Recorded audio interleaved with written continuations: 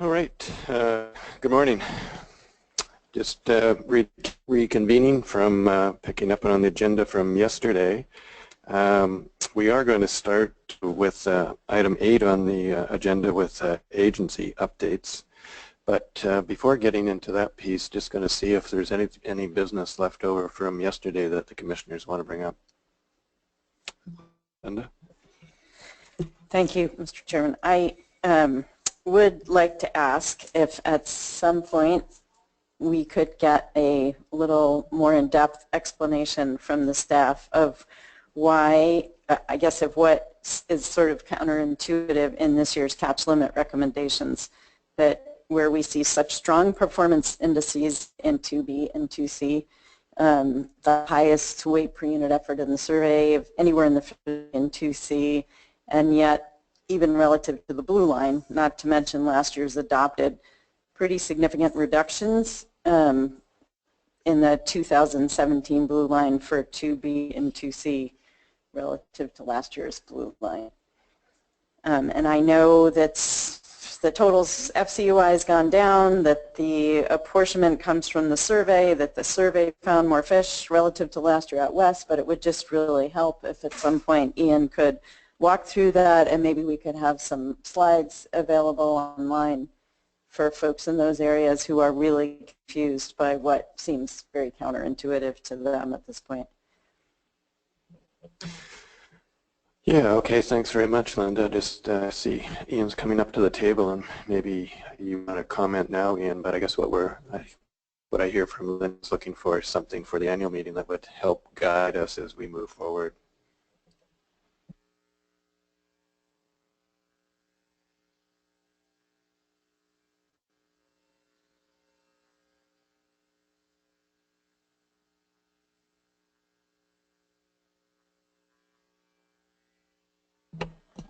Thank you. Good morning. I think this would be the right slide to start with. And so there's several moving pieces that are important here. The question, and I'll rephrase the question to make sure I understand. The question is, we're seeing increasing trends across most of Area 2. Actually, Area 2A was down slightly, I believe. But 2B and 2C were up in our setline survey. And the question is, so we're seeing positive trends there. How come that's not translating through via apportionment into an increase at the blue line in those areas, into the FCEY? So several moving pieces. First, focusing on the TCEY. As you noted, Linda, overall the TCEY is slightly smaller this year than last year. So we would expect that if all of the survey catches had stayed the same in all the areas, we would see a slight reduction across all of the areas, just because our overall estimate of the scale of halibut stock is down slightly. The second question, or the second part of this, is that with regard to the distribution across areas or the apportionment. So this figure shows you the fraction of the stock that we believe is extant in each of these areas based on the catch in our setline survey. And what you can see here is that all of these areas, and it's a little harder to see in 2A because the fraction is so small relative to coast-wide, but all of these areas have been increasing following that trend in the setline survey. And you see, in fact, in Area 2C, that percentage is even greater for this upcoming year than it has been in any of the recent years. In 2B, it's actually down slightly. So that's the second piece. But perhaps the part that's counterintuitive is that apportionment sums to 100%. And so we could see an increase in all of the areas, but still no, let me rephrase that. For example, if we saw an increase in the survey index across all of Area 2, but we saw a bigger increase in the survey index, for example, in Area 3A, then it might correspond to the same or even a reduced apportionment to the rest of Area 2. And that's because it sums to 100%. So we're going to have several things available to us at the annual meeting that we don't have yet. One will be the actual time series of apportionment percentages, so the percentages that underlie each of these bars in this figure. So you'll be able to track through this through the time series exactly how the apportionment percentages have changed. The other moving piece here is that, as Ray described, we're now using the space-time model, and the space-time model makes different assumptions about the hook competition correction, slightly different assumptions about the timing correction, and comes up with different estimates overall of the biomass among these areas. So even though these trends look very similar, the scale of the estimates in Area 2 has actually come down slightly. And so again, that's another factor leading to slightly lower estimates across Area 2 after you've applied apportionment. We can look forward to at the annual meeting, I think both Ray and I can add a little bit of additional material in our presentations to illustrate this. And as well, we'll have the specific percentages available for people to see from each of the regulatory areas. Okay, thanks very much, Ian, for that explanation and having some further explanation at the annual meeting. Did that cover what you were looking for, Linda? Yeah. Maybe just to see if anyone else has any other comments from yesterday in the Commission. I have one as well, and it has to do with, based upon what we've heard, not just yesterday, but in the past about, the current harvest policy being not reflective of how we should be managing, and part of that has to do with what we heard a number of times, but the blue line being based upon eBio, and it also we think that going into the future that the blue line could be eliminated from our table. We have a decision table that we've been using for the last 3-4 years that we decide as commissioners based upon all the information that we hear from staff and through the discussions at conference board and PAG about advice back to the commission about how much risk one is willing to take in various areas. And thinking that going into the future that we remove the blue line from the table, we would have a line that does have the SPR and the status quo still there. And I'm thinking that this would be something for the future, and I wanted to put it on the table now so that we can have a discussion around that at the annual meeting as well. So I don't know if anyone had any comments around that. Ian? Just one comment. It's up to you to decide how you'd like the table laid out. When we introduced the blue line was intended to represent the current harvest policy, but not necessarily the same harvest policy over time. So as we imagined that, it could be a constant point of reference in the table, but the contents of the blue line could be based on something different as we move forward, as the harvest policy evolves. For example, in the interim here, you may opt for a harvest policy centered around the status quo SPR. Well, that actually could be the blue line next year. And I think that would be completely consistent with the way we imagine the blue line, which is a constant point of reference in the table, but only referencing essentially the current state of the policy. And as we move forward in the future, we could perhaps have output from management strategy evaluation or other decisions that could adjust that blue line in the future, but it would always be there to serve as a point of reference. Yeah, okay. I don't know if anyone else has any comments on that. Not seeing any. Jim? Well, I like the idea of a constant point of reference, but we could perhaps call it that and get rid of the color. I personally don't mind the blue line, but it creates too much confusion. It's got too much baggage with it. I just assumed the blue line was gone. So call it something else. It can be our constant point of reference or the CPR line or whatever, constant point. Yeah, it's a CPR, that's what it is. So I think we'll probably be having some more discussion about that at the annual meeting, but I guess probably for this year that it still would be at the annual meeting, but carrying forward into the future. We'd like to see it probably removed. Jim? Mr. Chairman, and of course, in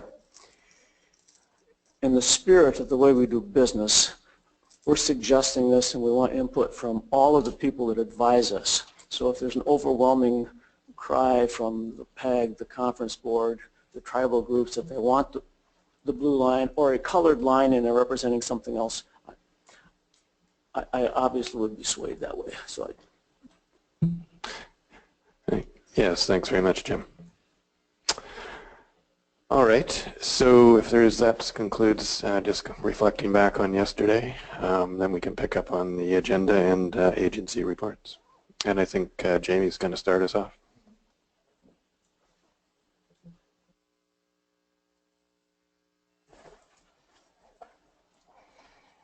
Good morning, Commissioners. I'll be stepping you through Agenda Item 8 just to provide some orientation for this agenda item. Dr. Hicks and I will speak to IPHC engagement with agencies and councils, and then I believe the North Pacific Fishery Management Council representative will speak to Paper 12A, and then I believe DFO has topics they would like to address as well. I'll be speaking to Paper 12A in your briefing books. And I also want to reference in Paper 12A, the appendices include the original letters of correspondence back and forth with agencies and councils and IPHC for your reference. So IPHC engagement with Department of Fish and Oceans, we have no updates at this time. Our engagement with National Marine Fisheries Service, for the Gulf of Alaska pot gear rulemaking, we're not directly engaged with that, but we're tracking it, and you'll see it come up under the next agenda item as well under regulatory proposals, asking for some clarification, so I thought I would reference it in this presentation. National Marine Fisheries Service has approved FMP Amendment 101, which would allow retention of halibut in the sablefish IFQ fishery when fishing with pot gear and having halibut IFQ. The final rule is expected for the 2017 fishery. Moving on to electronic monitoring. In Area 2A, there's proposed implementation of electronic monitoring in 2017 for fixed gear vessels in the shore-based individual fishing quota program. There is currently no plan to cover the derby fishery or incidental halibut fisheries with electronic monitoring. And as you heard from Dr. Joseph Planis yesterday, there's a grant proposal to study discard mortality rates associated with different release techniques and create injury profiles for each release technique and associated DMRs under electronic monitoring. And then finally, IPHC received a request from the National Marine Fisheries Service to apply for a letter of authorization under the Marine Mammal Protection Act. So for our setline survey beginning, it would cover 2017 and beyond, and we've started that process, and we're coordinating with National Marine Fisheries Service. I'll move on to councils. For the Pacific Fishery Management Council, IPHC received a request for spatial data in Area 2A for halibut distribution. The Pacific Fishery Management Council is reviewing allocations under the catch sharing plan, which is why they're requesting this information. The IPHC plans to provide it at their June 2017 meeting. In particular, we're providing two pieces of information, survey data broken out by boundaries, including the Columbia River shared area, and also Ray's new spatial temporal modeling that you saw yesterday, with the caveats that it's less precise when used on smaller spatial scales in the regulatory area. And excuse me, for our electronic monitoring, I already mentioned it under the National Marine Fisheries Service update.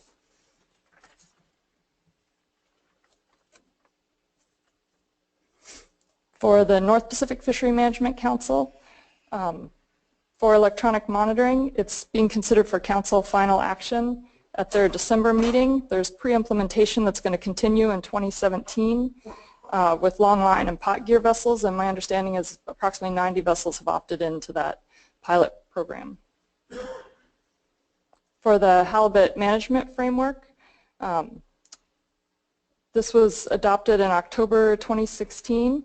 IPHC sent a comment letter to the council at their October meeting requesting an additional meeting between IPHC and council reps. In particular, we were looking for more coordination on research, ways to secure directed halibut fisheries, and implications of council halibut recommendations beyond just Alaska and into Canada and the US West Coast. My understanding is there was a meeting by conference call on November 10th of those representatives, and I think you'll hear more about that from the North Pacific Fishery Management Council under their report today for Paper 12B. For the Halibut Management Committee, that is in its early stages of formation. It's made up of the 3 U.S. commissioners and 3 council members, and they have met in April and October of this past year. And then more broadly speaking to bycatch, just bring your attention to the deck sorting EFP that's ongoing. The Amendment 80 trawl catcher processor fleet has reduced their bycatch mortality. As you saw in Ian's presentation yesterday, he had put up a slide on the bycatch reduction in the Bering Sea. Some other bycatch efforts going on in the North Pacific Fishery Management Council on discard mortality rates. The IPHC is part of the Council's working group. Dr. Ian Stewart is on that working group. Initially, that group was formed to address the transfer of calculations on DMRs from the Halibut Commission to NMFS Alaska region in 2015. The scope of that working group has widened to revisit methods and address additional aspects of DMRs. So now they're looking at capturing operational differences between catcher vessels and catcher processors, between Gulf of Alaska and Bering Sea, so capturing different fleet differences. And they're reflecting the observer program sampling design for halibut, and they're also closing some historical inconsistencies. For example, previously there was assumed to be 10% survival on deliveries coming shoreside. So for the future DMR work, potential adoption of revised rates in December. There are going to be likely annual revision of the specific methods for DMRs. And then just a note here more broadly that DMRs that the Council is using remain predictions for their use and management, and they're not equivalent to the estimates derived by the IPHC for describing historical mortality. And now I'd like to turn it over to Dr. Hicks to speak to abundance-based management. Oh, did I go? Yeah. Oh, sorry. Thanks. Okay. Thank you and good morning. I'm involved with a working group put together by the North Pacific Fishery Management Council addressing abundance-based management of halibut PSC limits. And just a brief background is that when halibut declines, the PSC, or this prohibited species catch, is a larger proportion of the total removals. And as halibut increases, the PSC has a possibility of constraining other fisheries. So the North Pacific Fishery Management Council made a motion to move towards an abundance-based management of a PSC limit instead of a constant one. And thus a working group was formed to develop an index to do this. The objectives here were to link these PSC limits to a measure of abundance, and other objectives were related to biomass fisheries and the stability of the PSC limits. The directives from the North Pacific Council were to develop the index of abundance, present potential control rules, that is how the PSC limit changes with the index of abundance, and then discuss the management implications and identify alternatives which to analyze in the future. Progress was made in 2016 and presented at an October council meeting. The working group developed a simple index which had three concepts associated with it. One, to index the coastwide spawning biomass of Pacific halibut, to index the local abundance in the Bering Sea, and then the third concept was to potentially index incoming recruitment in the Bering Sea and the Gulf of Alaska. And the working group in their paper also provided examples of control rules. In October, the Council made another motion to basically continue that investigation and continue working on the index and the control rules, and also to develop performance metrics and tools to evaluate the trade-offs between the conflicting objectives that were identified. So how is this related to IPHC? Well, potentially the management strategy evaluation models that I will be developing in the future, they could be used to analyze different ABM options as a management framework in the Bering Sea Aleutian Islands. However, that is really something that we would loan to the North Pacific Council to help them out with their analysis. And right now, talking with the Management Strategy Advisory Board, they have decided to focus on the directed fishery rather than the bycatch fisheries.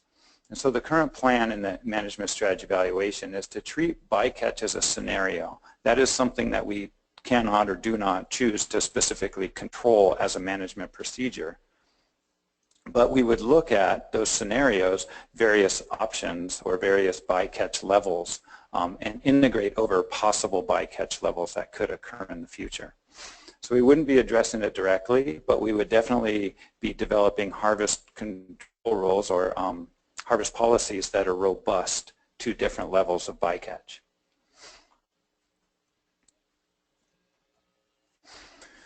So that's the brief background on ABM, and overall the recommendations presenting to the Commission here is to note the paper that Jamie discussed earlier, and to request any additional engagement by IPHC staff as necessary, and that is engagement with the councils and agencies that the Commissioners see as necessary. Thank you.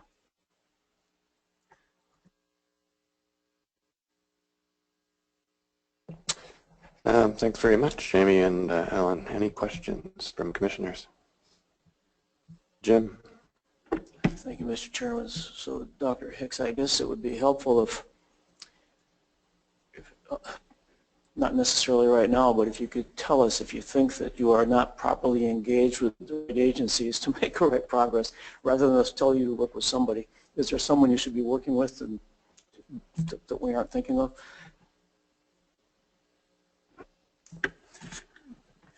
You might be right that maybe right now is not the best time to reply to that, and maybe we have a discussion internally first, but I don't see personally any issues with engagement right now. Yeah, go ahead, Linda. Two quick comments. I think first on the electronic monitoring in the Gulf of Alaska, I guess I would just correct that this isn't pilot program anymore. Finally, we've moved beyond that to the pre-implementation and integration stage of electronic monitoring into the observer program, where the data is being used, and EM is a alternative to taking observer for that fleet of boats. So I guess I just wanted to clarify that. And then one other comment relative to this treatment of bycatch by the MSAB. I would just say I think the MSAB's work around these scenarios with bycatch will really, I think, help the Commission to understand and the industry to understand what the implications are and the impacts of bycatch on optimal yield and on the directed fishery. So I understand their decision to focus on the directed fishery, but I'm happy to see that they plan to still look at bycatch at different levels and to have that kind of feedback for us from their review of bycatch. Thanks, Linda. Bob? Yes, Mr. Chair. I had, Jamie, in the presentation there was a grant that was referenced having to do with electronic monitoring, and I interpreted it as associated DMRs. Is that only on the small boat fleet, that the 90 vessels that are participating that we heard about, or is that more expansive than that?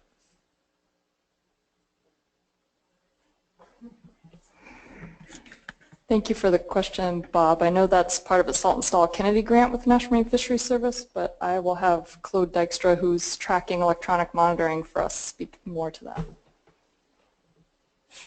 Yes, thanks. Through the chair, Bob, this is a grant that the IPHC is currently applying for, and it's part of a bigger study looking at the DMR rates, physiology, and things like that.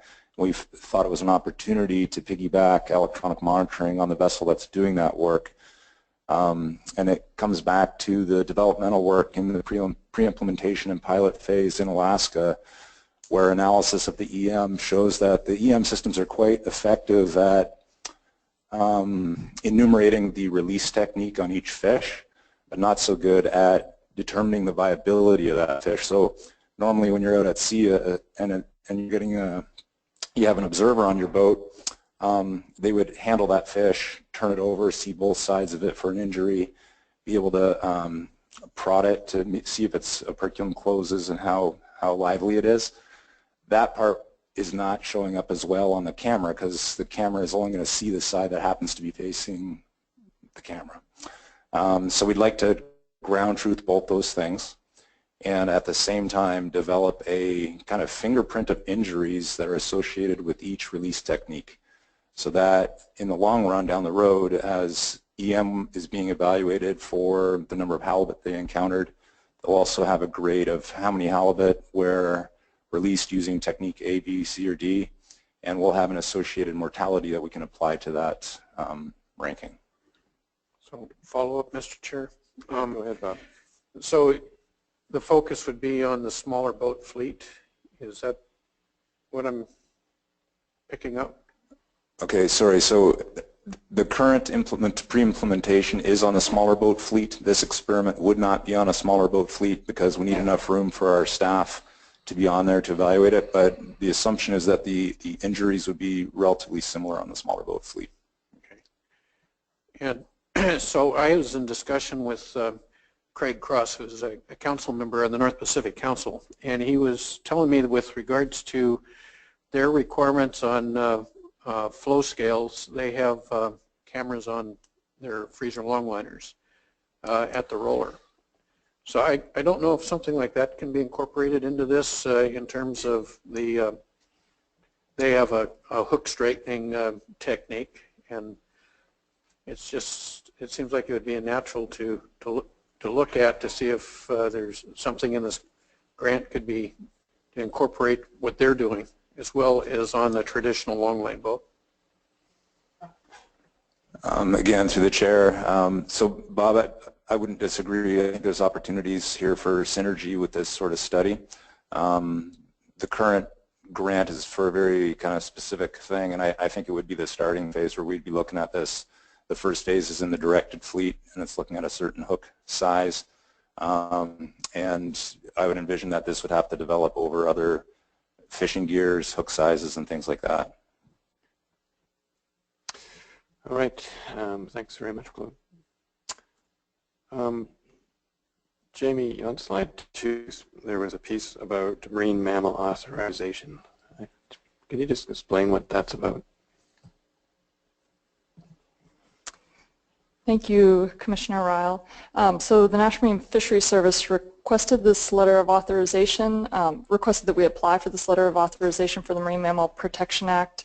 That would authorize our survey work for any interactions we have with marine mammals and potential takes we have with marine mammals. Does that answer your question? Well, what's it authorizing? I guess that's really what I'm asking. But if we can carry on. Oh, Jim? We have lawyers here that could explain it very thoroughly, I'm sure, but the marine mammal, there is no authority for the Halibut Commission survey boats to interact with a marine mammal. And there's a potential for some violations that would occur if they interact with a marine mammal. And so applying for a letter of authorization will outline how frequently this occurs and those sort of things, and make it no one will be in violation if they have this letter. No one will be arrested, those kinds of things. And again, we have people here that could explain the penalties and all that if you'd like. No, thanks very much, Jim. We just discovered that, not 10 years ago, I guess, that our nymph survey vessels didn't have authority either. So we've gone through a long process of getting those letters of authorizations for all of our nymph survey vessels around the country. And so this is kind of a missing piece. Okay. Yeah, Jamie? And I just wanted to add that the IPHC does work closely with the National Marine Fisheries Service and the Department of Fish and Oceans. Whenever we do interact with a marine mammal, we report that. Yeah, it sounds like similar things that we authorize under the Species at Risk Act for the same purposes and provide similar things or documents, letter of authorization. So I just wanted to confirm that. Thanks very much, Jamie. If there's nothing else, maybe, are there any questions? We could say, I guess, come back to this and save them for the whole section. Thanks very much, Jamie. So we can move on then to under item 8.1 from hearing, I think, from Chris on the North Pacific Fishery Management Council.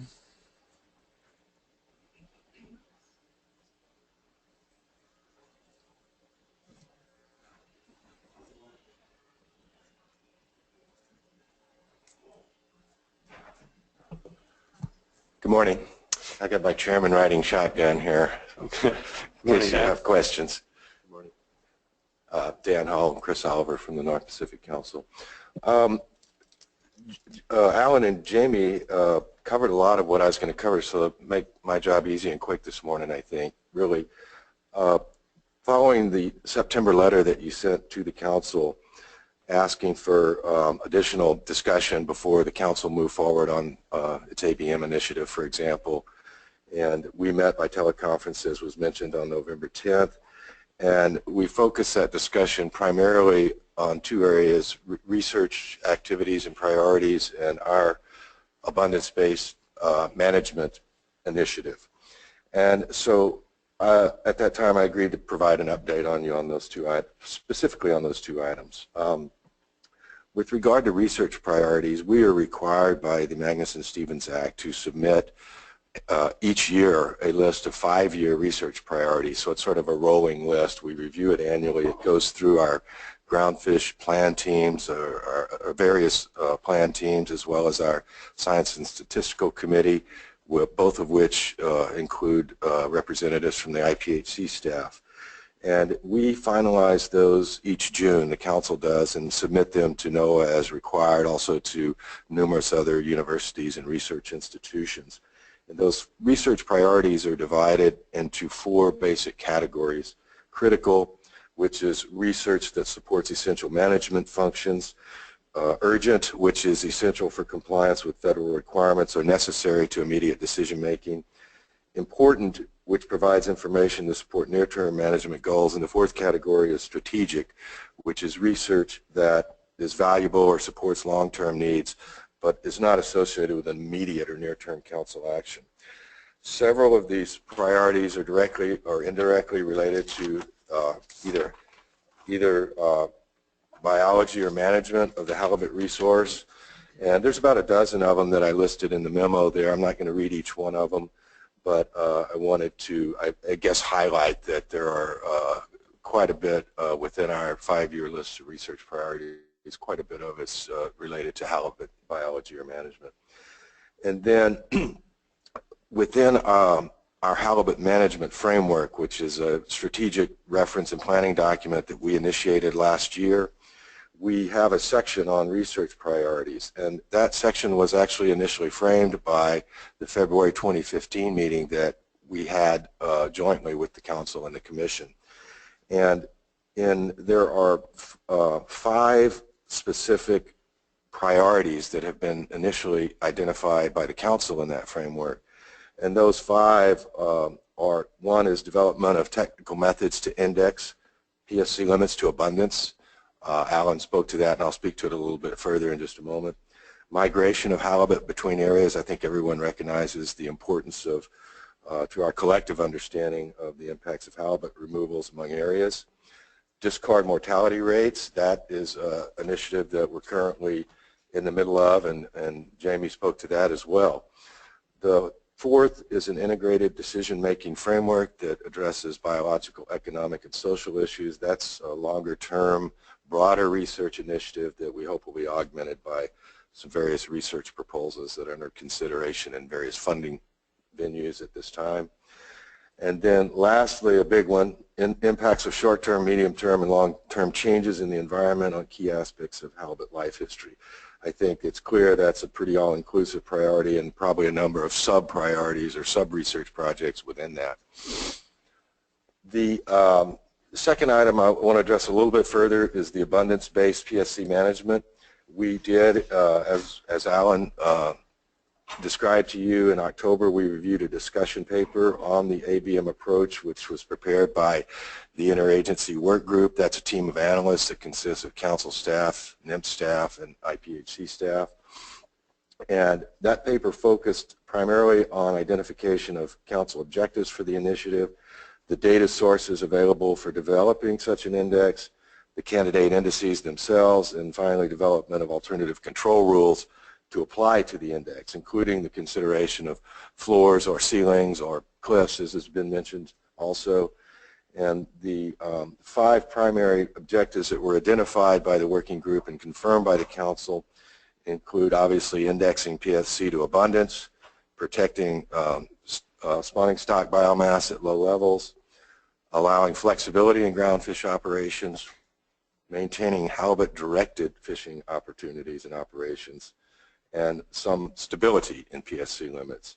Now, clearly some of those objectives are competing objectives, and the Council did not specify a prioritization of them, nor did they attempt to provide quantitative metrics on them. Rather, they provided direction to the working group, which would allow for further public input into the development of performance metrics, which is a key issue, because it is those performance metrics by which the various alternative indices and control rules can then be measured against the various objectives that have been identified. Ultimately, the Council will need to identify a specific set of alternatives with elements and options for formal analysis under our Magnuson-Stevens Act and NEPA requirements. So the process, and this gets back to your letter, Commissioner Isle, that part of your letter was particularly focused on having some discussion with the IPHC, or opportunity, I believe, for the IPHC to provide their perspectives on this initiative prior to the train getting too far down the tracks. And what we intend to do, this is not an issue that's on the Council's February agenda per se, but in conjunction with our February meeting, which is going to be held in Seattle, we intend to hold another public workshop to allow stakeholder input to the team of analysts on appropriate performance metrics. And those are likely to be in 4 broad categories. 1 is conservation, 2 is fishery metrics, 3 is social metrics, and 4th is incentives. And just as an example of a performance metric is whether a specific numeric range of relative target catch levels to be achieved in directed halibut as well as directed groundfish fisheries is an appropriate consideration. And that's, I think, a very broad, simplistic one, but there are a number of other ones that need to be identified too, or some type of quantification attached to. So that's going to be a primary objective of that workshop, is to get input to the team on that. And certainly an opportunity, as well as stakeholders, as well as the Commission, to provide additional input. After that, the analysts will continue to work on this project until our April meeting in Anchorage.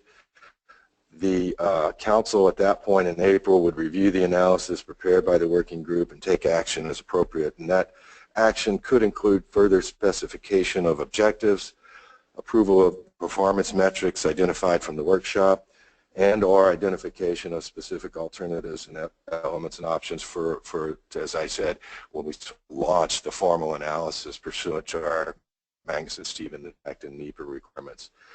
I think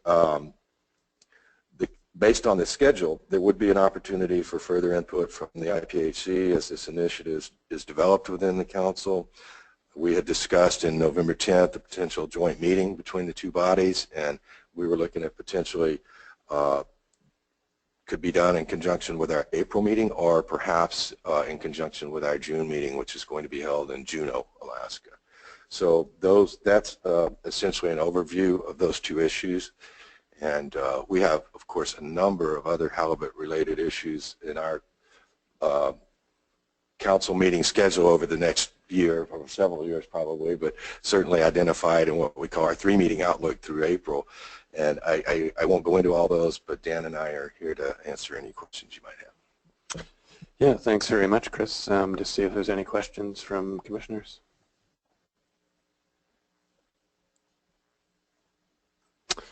No?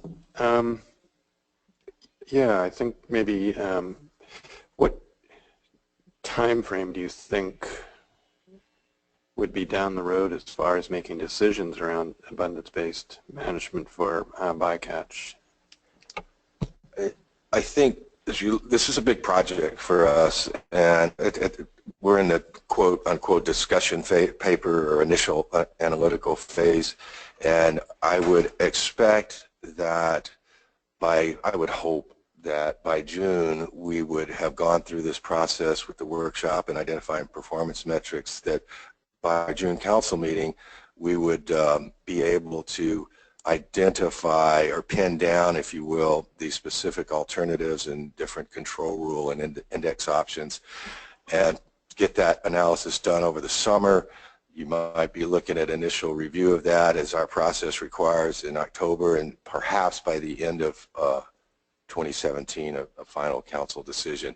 And that's, you know, that could slip a little bit, but that's maybe a best case scenario, the end of next year, a final decision. Now then it has to go through the approval and implementation process, which will likely take an additional year. So if, under that scenario, Chris, would that mean for implementation in 2019? I think that would be correct, sir, yes. So what would happen in the interim? The reason I bring that up, I guess it goes back to some of the discussions we had in the past about there's has been reductions in bycatch in the Bering Sea for sure. And we heard here yesterday that there was additional reductions this year. So it does seem that there is room for bycatch reductions that are practical. And what would be happening, say, from 17 and 18 until something was put in place around abundance-based measures? Well, the existing caps that we have in place, which, as you noted, were recently fairly significantly reduced, would remain in place. And in the meantime, the industry is doing a pretty darn admirable job of trying to keep those numbers even below the cap that we currently have in place. Now, I don't know how far they can go to keep reducing. At some point, they're probably going to hit a point where they can't do much better. But I know they'll continue to work on it. But in the meantime, that cap, the existing cap, would be in place. Yeah, go ahead, Dan. Thank you, Commissioner Island. If I might add, there's also the deck sorting project going on in the Bering Sea, the expansion of that, and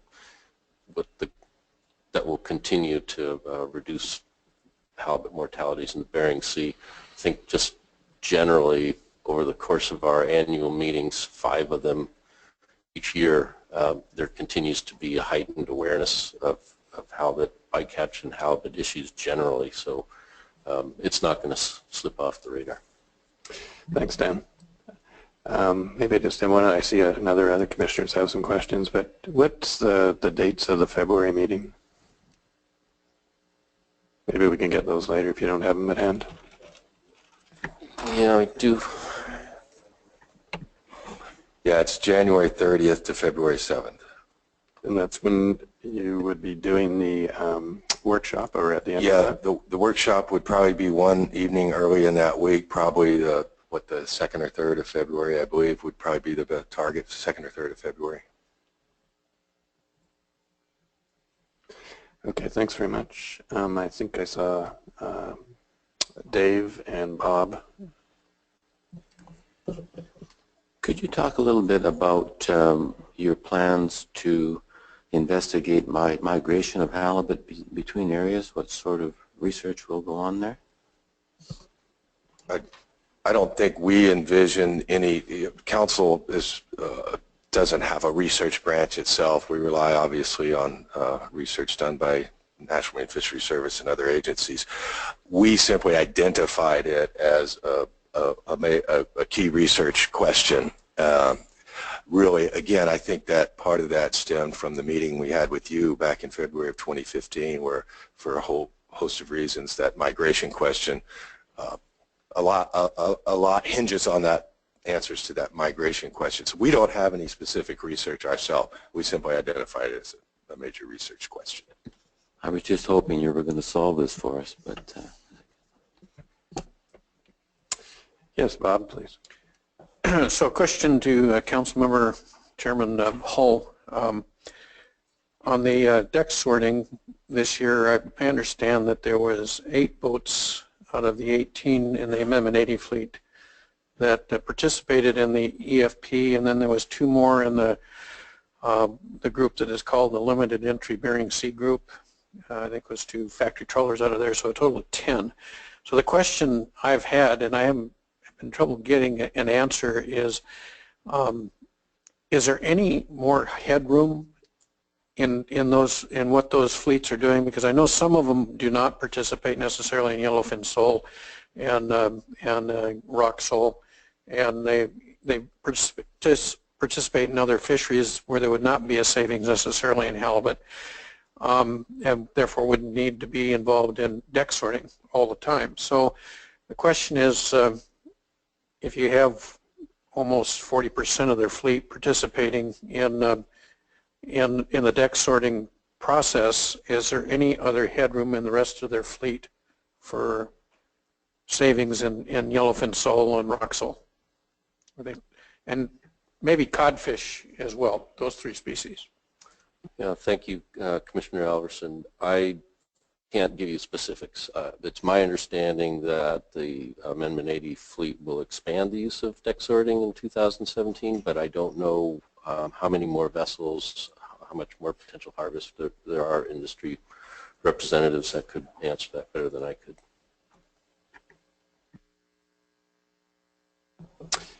Any other questions? Not seen any from commissioners. Are there any online? Okay.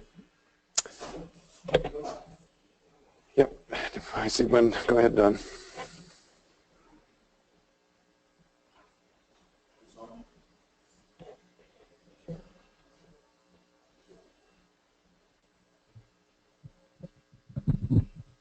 There it is.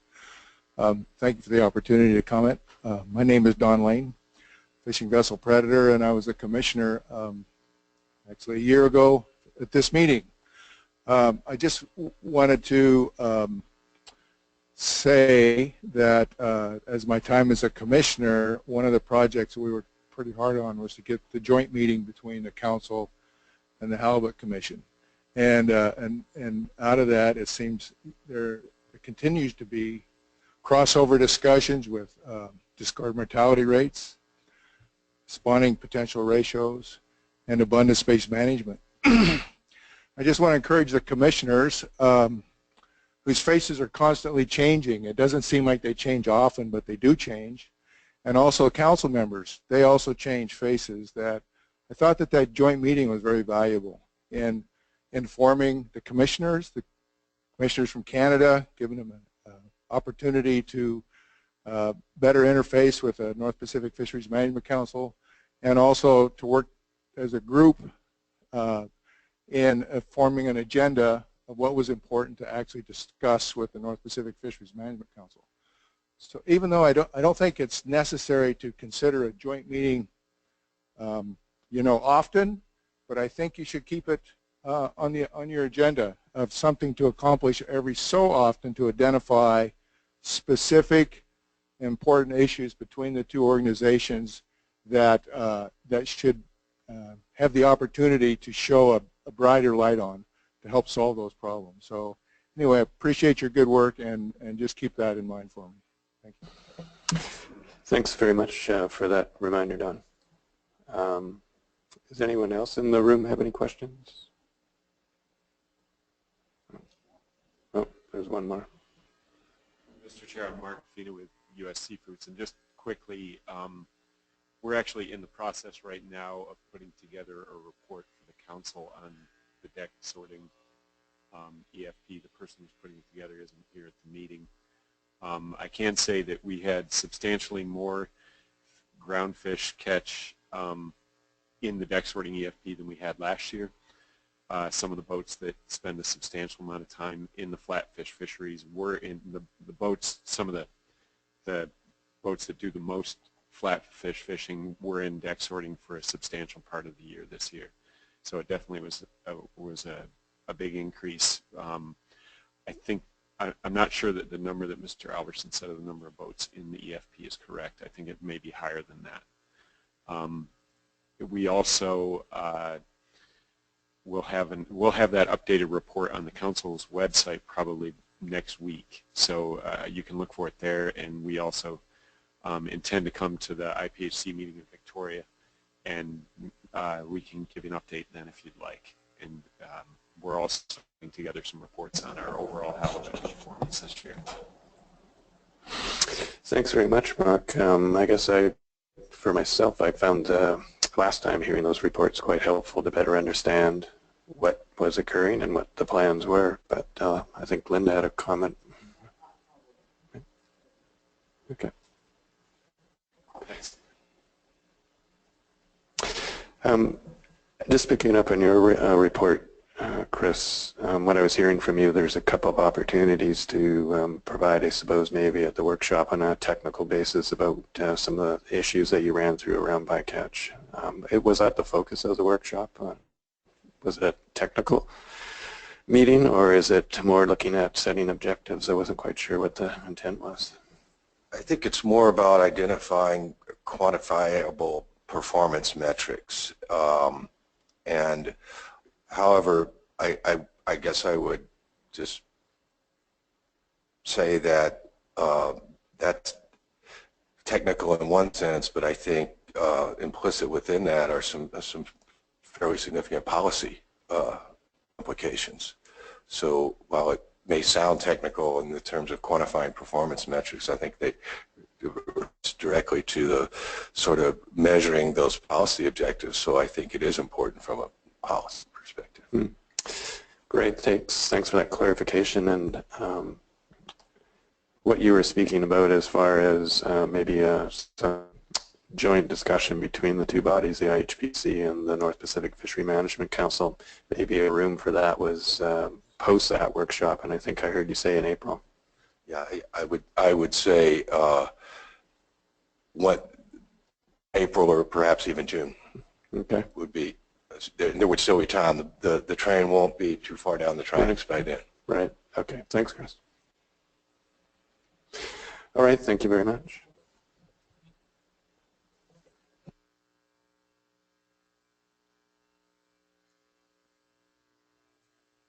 Moving on in the agenda, I don't think we have a report from the Pacific Fishery Management Council, Dave. No. But we do have a short report from Adam Kaiser from the Department of Fisheries and Oceans.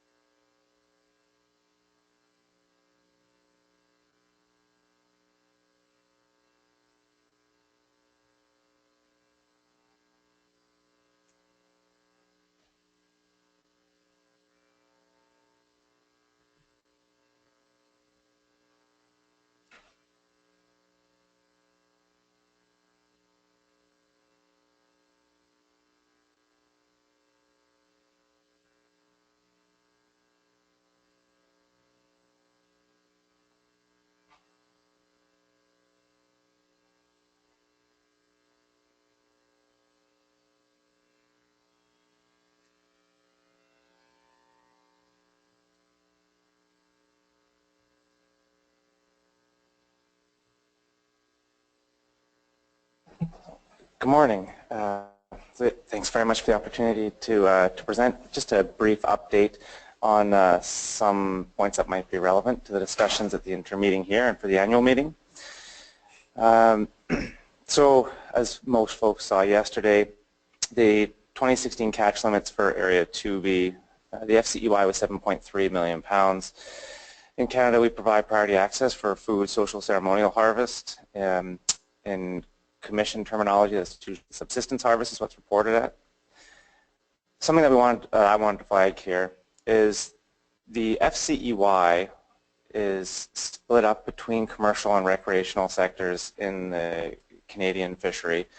But you'll see that these numbers don't sum to 7.3 million pounds, in part because we have carryover provisions or original unders from previous years. are accounted for, and we also provide other opportunities through the Experimental Recreational Halibut Program and some other survey programs. So when Canada allocates the 7.3 million pounds, it's a much more comprehensive number than I think most folks are usually aware of. Particularly within the commercial fishery. In our commercial groundfish fishery, the management regime is termed groundfish integration. This includes all of our commercial longline hook and trap fisheries, so everything except for the groundfish trawl fishery. In other words, that's 7.3 million pounds, some of it split to the commercial sector. All individual commercial harvesters need to acquire quota. So bycatch in our groundfish, sablefish, rockfish fisheries is all accounted for within our FDEY. The groundfish trawl fishery has an individual bycatch quota, and those individuals are managed to their own limits. That is currently taken out of the TCEY. That's the first part about how it's split up. The second part is individual harvesters in the commercial groundfish fisheries are also required to account for their landed mortality and their discard mortality. So the catch numbers that we report that you see on the screen here of 5.9 million pounds, that's not just the landed weight. That's all mortality that harvesters are responsible for in Area 2B. Landed weight and discard mortality. Discard mortality is dependent on the gear type.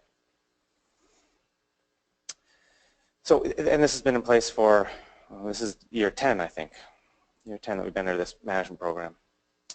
A couple of changes in 2016 that have likely had an effect on the directed halibut fishery in 2B, but also the other groundfish fisheries, are the introductions and reductions in individual transferable quotas for longnose and big skates and for yellow eye rockfish. There's pretty notable reductions in all three of those species. And also this past summer, the Government of Canada announced its commitment to put in place a plan to reach our domestic conservation targets, committing to protecting 5% of marine and coastal areas by 2017, by next year, and 10% by 2020. The reason I think these 3 points are relevant for the Commission is they suggest that there's likely to be, or likely has been, a change in the spatial distribution of effort of commercial groundfish fisheries. There's actually some collaborative work that's underway with the Department of Fisheries and Oceans, and actually Ian is a partner as well, to try to quantify some of the anecdotal reports we've heard of changes in spatial distribution of effort. I'm not sure what the timelines are for that work, but I'm sure Robin or Ian could speak to it better than I. And actually, on the note of collaboration, the Science Branch, Fisheries and Oceans Canada, recently underwent a structural reorganization, and as part of that reorganization, there's development of a quantitative methods group. And as was mentioned at the MSAB meeting in October, this quantitative group is looking for some opportunities to collaborate with other agencies. So it was presented as an opportunity to work perhaps with the MSAB for the Department of Fisheries and Oceans to provide some of their expertise to work with the MSAB and vice versa. That's the update, pretty brief. I'd be happy to entertain any questions folks might have. Thanks, Adam. I'll just see if there's any questions from commissioners. Jim? Thank you, Mr. Chairman. Adam, what does, in this context, protect mean? Protecting the areas, does that mean no fishing, no mining, no driving boats through it? Or? I think there's an array of potential management measures. Some of them could be completely no-take, and it could be some other mixed use that's permitted. Yeah. Thank you. And if I could, one more question. It says these are your domestic and international targets. So is that what you're speaking to? Collaboration? There might be something between British Columbia and. No, I can't be credited with thinking that high level. No, it's international commitments through UN Convention of Biological Diversity. Got it. Thank you very much. Thanks. Any other questions? One other point that I guess you could make is other anecdotal information with respect to catch rates. As folks saw in the fishery WPUE for 2B, but it was quite high this year. I have only been with the department for 10 years, but I haven't had the number of calls this year. I haven't had anywhere near the number of calls that I've had this year as I have in the past. It's been very busy. Folks have said that fishing has been anecdotally the strongest they've ever seen it in memory. I mean, folks like Commissioner Boyce could speak to it better than I. But it's been a good summer. Strange, but it sounds like fishing's been quite strong for them. Thanks very much, Adam. Jim, just on those conservation targets that are identified there, the 5% by the end of 2017, those are national targets, and it's not a specific target for the Pacific region, but it's national across all three oceans, similarly to the 10% by 2020. Yes, Linda. If I could, one more question on that. Is there a place we could look at to see what the objectives are for establishing these protected areas, particularly marine protected areas? Yeah, we could send you some links to some information and provide you that for sure, Linda. That'd be helpful, thank you. Yeah. All right. I know that I took some questions during the course of the previous three presentations, but I'll just see if there's anyone any final questions here from commissioners on any of the three. Not seeing any. Is there any online, Steve? Or are there any other questions in the room? No. All right. So we would move on then to the next agenda item under number 9. This is the regulatory proposals for 2017, and I think, Jamie, you're going to walk us through a few of those.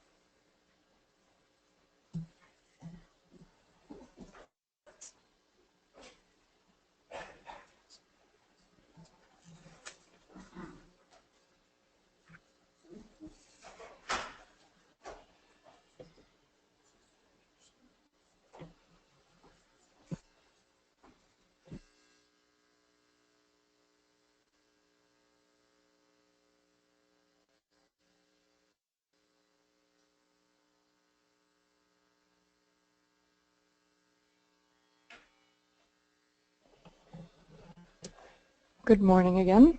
I'll be stepping you through Agenda Item 9, 2017 regulatory proposals, and we'll be referring to papers 13A through D in your briefing book.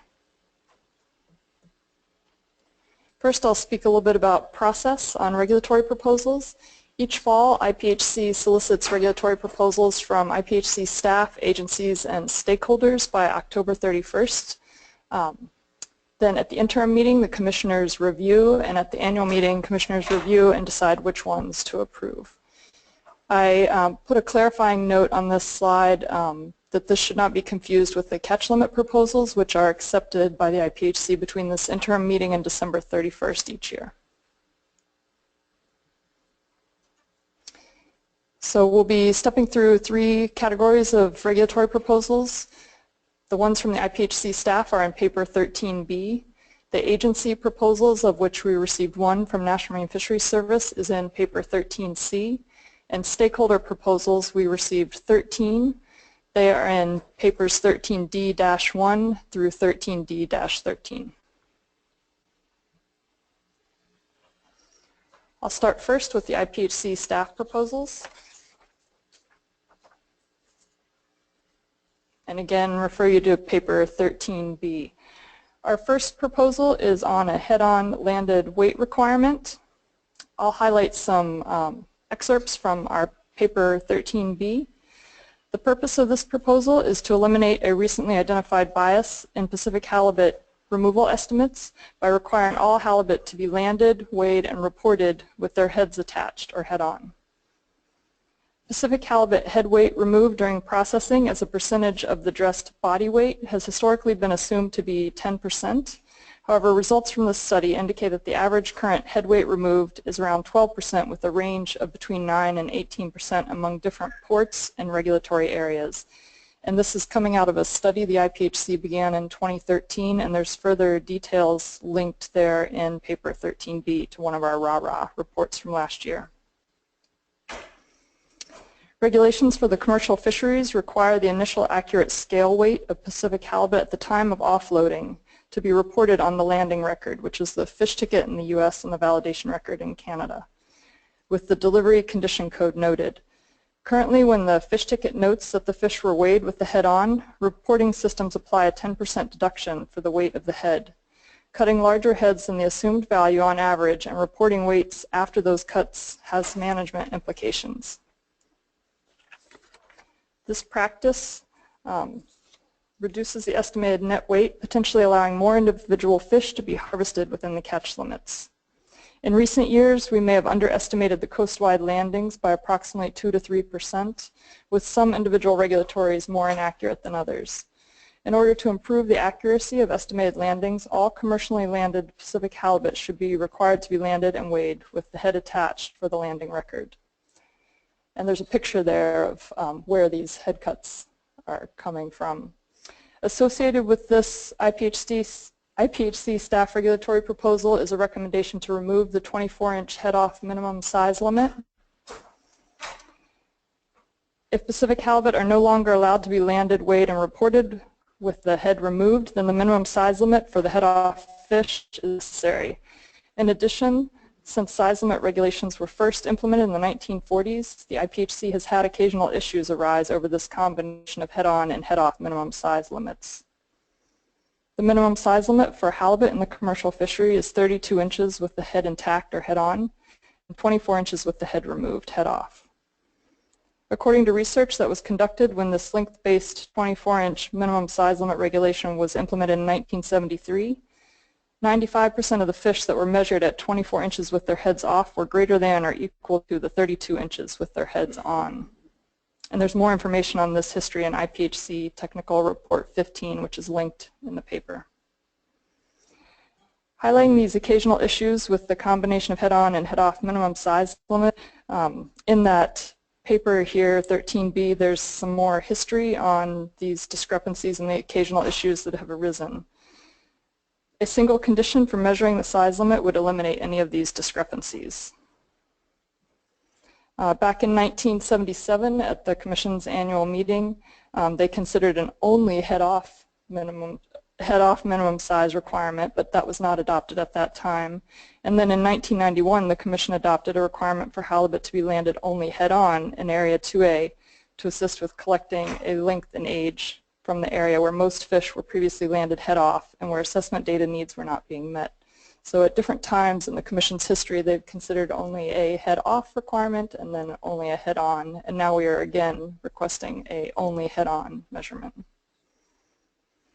Now the IPHC staff, again, are proposing to move to a single condition for measuring the size limit to eliminate any discrepancies, this time by moving to a single head-on measurement paired with the requirement for Pacific halibut to be landed, weighed, and reported on the landing receipt with the head-on in all IPHC regulatory areas.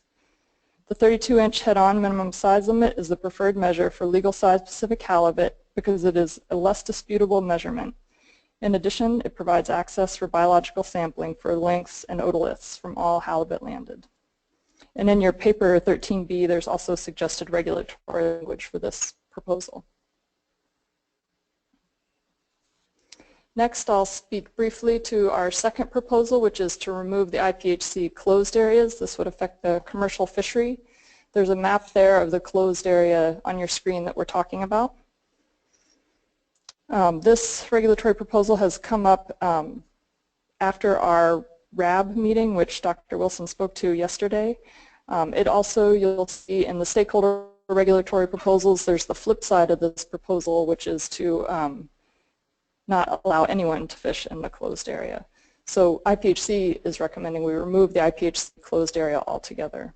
It's not meeting the core objectives to protect juvenile halibut, and there's no scientific basis for retaining the closed area in its current form, and it only prohibits the directed commercial halibut fishery right now.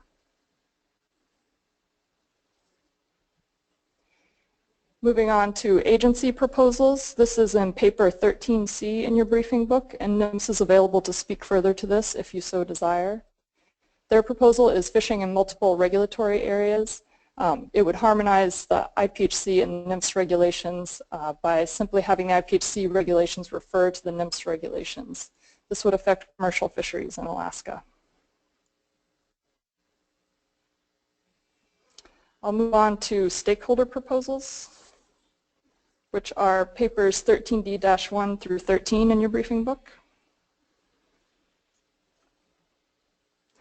Our first one is from James Whitethorn. It would affect all sectors and all areas, and it's to upgrade the U.S.-Canada Treaty by requiring a commissioner for each of the 8 regulatory areas. The second proposal by James Whitethorn is to drop the blue line. It's not working coast-wide, and most areas don't adopt the blue line values anyway. The request is to move to an area-by-area harvest rates. And then as staff, I would just give you a reminder that the blue line is our current harvest policy.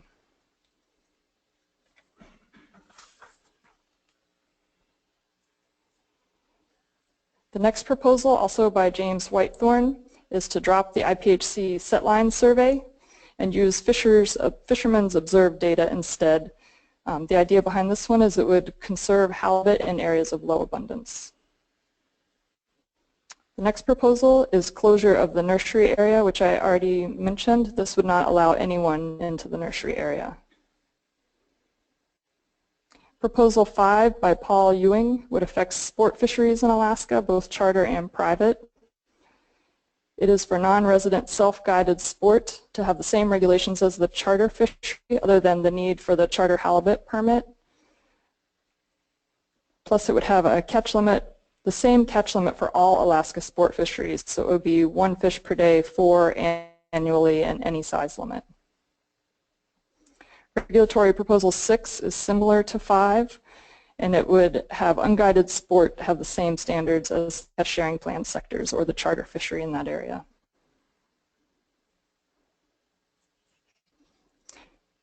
Number 7 is the elimination of the law requiring skin to be left on halibut. And Regulatory Proposal 8 is very similar, allowing filleted halibut in the sport fishery. So both of these proposals affect sport fisheries in Alaska, both charter and private. There was some additional comment by Captain Ryman on this allowing filleted halibut on the sport fishery, that you could pair it with logbook that requires links and photographs of the fish.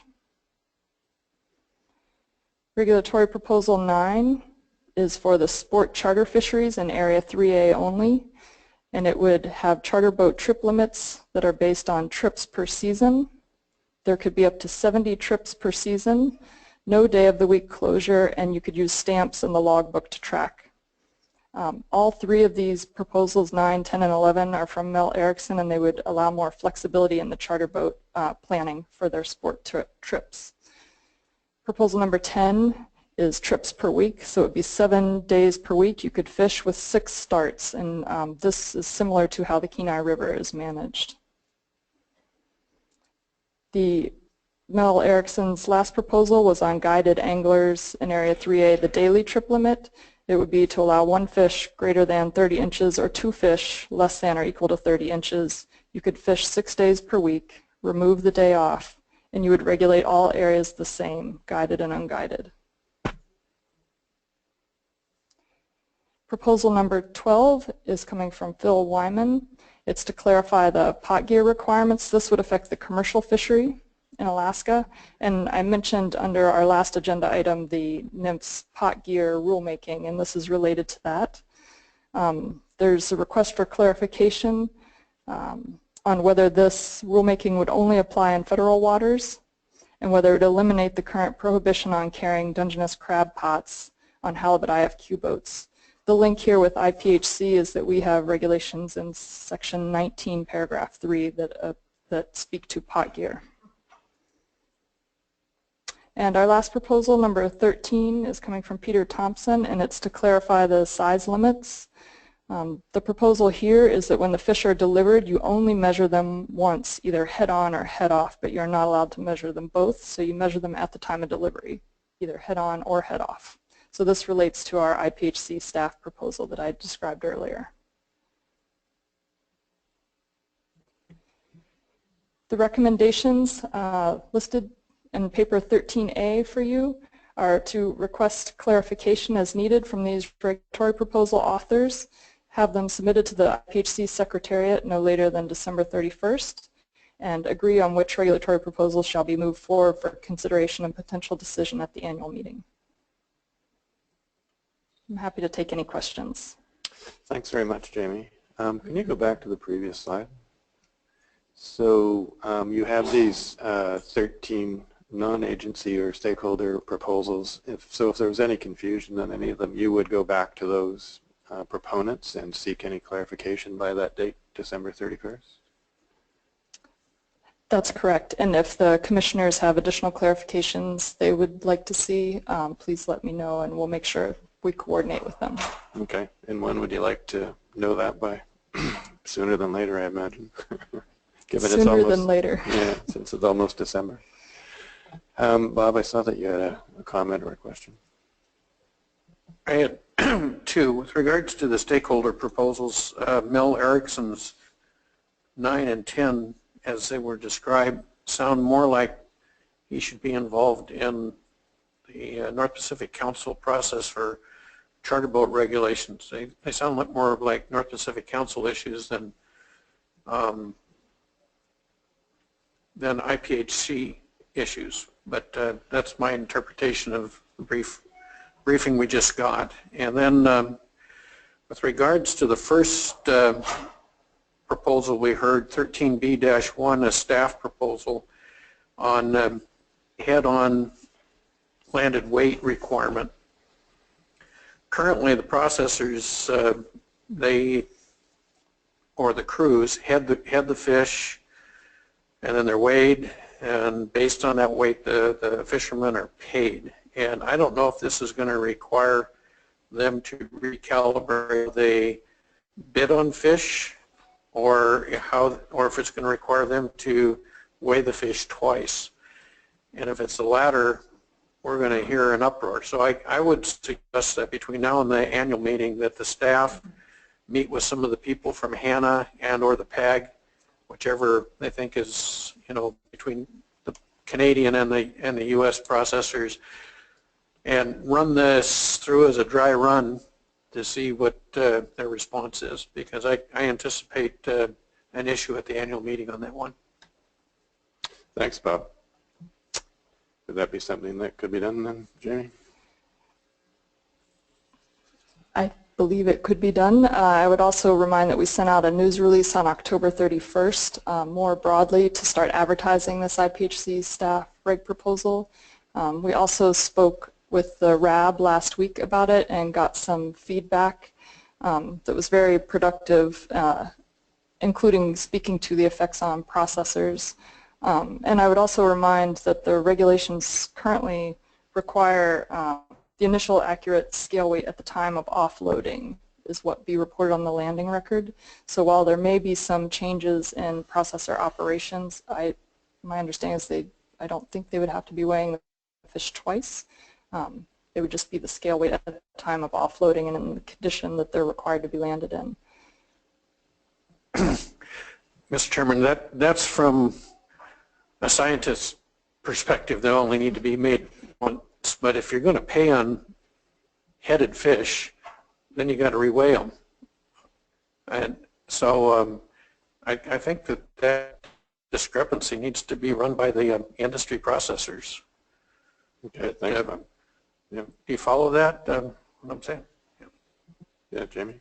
I do think it would be very productive to have more discussion before the annual meeting. I was expecting phone calls after we sent out our news release, and I haven't heard anything. So I think it would be good to do some further outreach and get more feedback.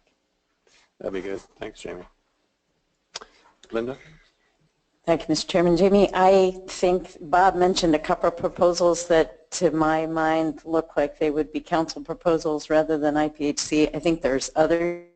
I think 5, 6, and then the 9 through 11 possibly fall under the authority of the council. And I wondered what the process is. Will there be a review, and then will the staff let the proposers know that, or does it wait for the annual meeting before that information is made available?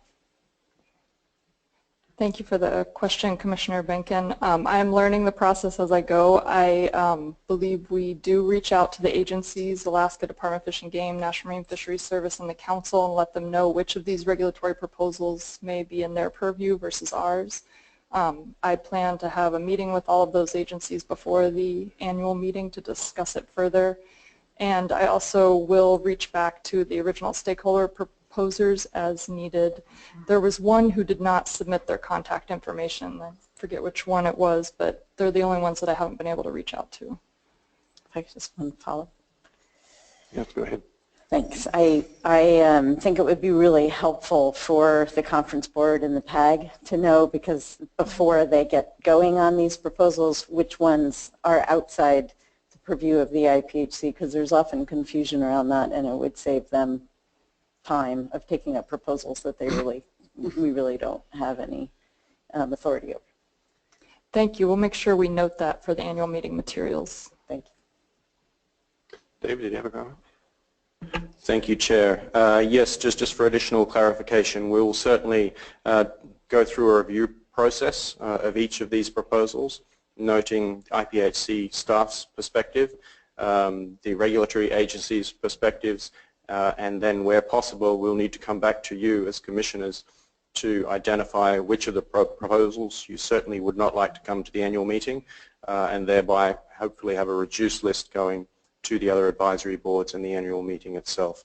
And we'll try and complete that in the first week of January. Thanks, Chair. Thanks, Dave. Dave. Jamie, could I suggest that while you're reviewing this head-on issue with the processors, that you also take a look at the slime and ice deductions? I'm a little fuzzy on it, but I think there might be some differential slime and ice deductions between 11 and 12% that are employed in various areas. So I think just look at the whole thing and we should try and nail it down so that there's no loopholes anywhere in any way, and that all areas are treated the same, so that we end up with numbers that are correct for the landed weights. Thanks. All right. Oh, did you have a comment, Jerry? Yeah, I was just going to say thank you, Commissioner Boyes. We, looking at ice and slime has been part of that study that began in 2013. My understanding is that as IPHC staff, we weren't ready to come forward with a proposal on that yet. I think that's a standard 2% deduction paired with the 10% for head off. But we could look at that further. All right. I don't see any other questions from commissioners, but I'm just wondering if there's any in the room. Yep, Heather. Come.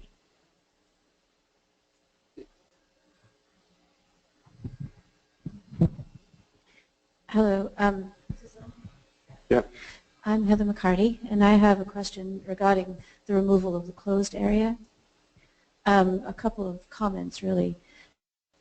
If the commissioners decide to carry that forward to the annual meeting, I think it would be useful to also have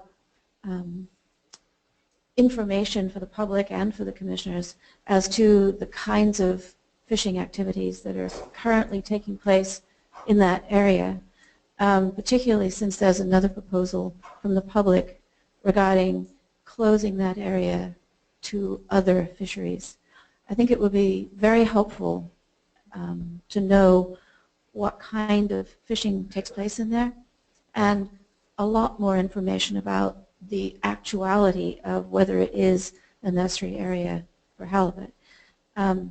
If it is, then I mean, there wasn't much explanation of that in the staff proposal. I just think we all need to know quite a bit more about that situation soon if we're going to talk about it at the annual meeting. I would also say that presumably, just looking at the chart there, that it would, if it was open to halibut fishing, directed halibut fishing, that it would be presumably in area E or 4E. Since it was before, I presume, and I don't know if you can answer that question now, I guess it is in 4E. And if so, then it gets very, very close to the Pribilof Islands. And the Pribilof Islands are in 4C, and people who hold permits in 4C are allowed to fish in 4D, but not in 4E. And so I think there will be consternation or discussion at the very least amongst those IFQ and CDQ holders as to the appropriateness of the designation of that particular geographic area going forward. So I just wanted to highlight that for the commissioners and the staff. Thank you. Thank you very much. Bob. I think Heather brings up two important parts to this. Is this a nursery area? Is it a high concentration of juvenile halibut? And second, those lines up there, I think that I started in 74, and I think that closed area was there, and none of those lines are up there. So I think that nursery area precedes all our geographic lines up there. So the history of that would be interesting to know as well. What area does that really belong in? Right. Jamie, did you have a comment? Steve? Yeah, just to respond to Heather's comment, my understanding is all fisheries are allowed in there except the directed halibut fishery, but we could bring more information forward for the annual meeting on what fisheries are actually happening in that area. As far as the lines, IPHC views areas 4C, D, and E as all one area. However, I fully recognize this would have implications for council management of fisheries in that area. I've also recently learned that the IPHC and the council brought this issue forward in 2012, so I will look into more of that information as well and what the issues were then. Steve? Thank you, Mr. Chair. One question from the online audience. Glakadis asks a similar question regarding removing the closed area. To which regulatory area will that area's fish be allocated, 4A or 4E? And as Jamie has mentioned, the Commission, the IPHC, considers 4CDE all one area in terms of management, and that allocation within 4CD and E is a council matter. Right, thanks. Jim? Thank you. So of course, considering 4C, D, and E as one area doesn't say what the Halibut Commission thinks about the closed area. But I do believe that that would be part of the council's work to discover where that goes, unless the Halibut Commission decided for the closed area is going to be its own area and has to have some separate management. So it's one of those convoluted ones that I think there has to be some coordination, and I don't know if that can all happen before the annual meeting or not. It did come up in 2012, and it failed because basically there had been no consideration about whether that should be part of 4C, part of 4B, 4A, or all in E. And so that's why we stumbled on and withdrew it. So there needs to be some work done on that. Coordination with the council, or? I think perhaps, Mr. Chairman, I think coordination between IPHC staff and council staff could clarify whether I'm correct that the council has a major role in this. I think the Halibut Commission, relying on its scientific staff, has to decide whether we think that 4C, D, E, and the closed area is all one area. Because right now we say 4C, D, and E is one area, but it doesn't refer to whether we think the closed area is part of that, and as far as I know. Actually, we do. The closed area is included with 4C, D, and E in all of our accounting and assessment. Linda? If I could just add, in asking for data to be brought forward of what fisheries take place in there, it would be helpful to know what bycatch rates are in there. And I I'm remembering a past and fairly recent council action where that information was brought forward to the council to look at as an alternative method for reducing bycatch, whether there might be a closed area that would either be that closed area or a different one in the Bering Sea, and looked at the fisheries, looked at bycatch rates there relative to other areas. So I think some of that information might be available to you from the council that's already been pulled together. Bob? I don't know how much of that eastern part of that closed area, but the North Pacific Council does have a closed area for crab that would be a subset of that eastern side. So it'd be interesting to know what is already closed by the North Pacific Council in that area. The trawl activity. All right. Jamie? We will look into that and see if we can get a map that overlays the different closed areas. Okay, sounds like a bit of work to do on this one in advance of the annual meeting to better determine how we can make an informed decision. Thanks for those questions, for clarifications. We're prepared for the annual meeting to consider this. If there's no others, that would conclude this section of the agenda. Recommend we take a 15-minute break.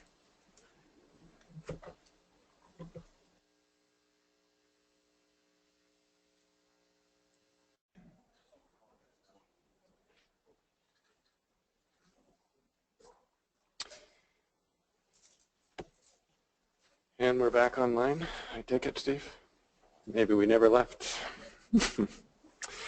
So Dave, just taking a look at the agenda, seeking some confirmation from you, I think we may be a little bit ahead of schedule. We have some more open part of the agenda covering off items 10 around performance review, which we're going to hear from Steve and yourself, and then we're also going to the next item under 11, IPHC communications, where I think we're going to hear from Keith and maybe Ed as well. And then after that, section 12 on finance and administration is going to be, I guess I use the word in camera, but I would suggest skipping over that, and we'll do that after lunch. But we could cover item 13, other business, while everyone's still here, and that would conclude the open session. And I'm pretty sure we can get all that done in roughly an hour, and if it's a little bit more, so be it. But I think that would allow everyone then who's not part of the finance and administration to make their travel plans, and others that are online could go about their other business for the rest of the day. Does that make sense? Is that agreeable for other commissioners? All right. With that, I'll get on to performance review. Thank you, Commissioners. I'm going to start with talking about the first performance review, which the Commission conducted a few years ago. It has become an international standard for fisheries management organizations to periodically have a performance review done by outside agencies, and IPHC did just that beginning in 2011. And you'll recall that we had analysts from Concur Incorporated come to the interim meeting of 2011, the annual meeting of 2012, talked to a lot of stakeholders, and presented their report to the Commission in the spring of 2012. The Commission reviewed the recommendations, took action on many of them. Indeed, some of the recommendations had already, some of the action had already been underway before the performance review began. About 2 years after that, at the time of the annual meeting of 2014, the Commission issued a progress report, and both the initial report from the performance review and the progress report are posted at the IPHC website. In the progress report, the Commission reported to the public actions that they had taken on the various recommendations and their intentions for the future. This year, at the annual meeting and at your work meeting in September, you asked the staff to review the first performance review and improve the documentation of the recommendations and our actions to date, and we've done that. And that's in paper 14, which is posted online and in your briefing materials. And that's what's on the screen right now. I'm not going to go through the whole thing except to point out that it's here, and in it we have included all of the, in its appendix, we have included all of the recommendations from the first performance review and the actions taken to date. Many of them are listed as ongoing because they're process improvement actions that we are still doing. And there's several of them that have work yet to do, and we've noted that in places.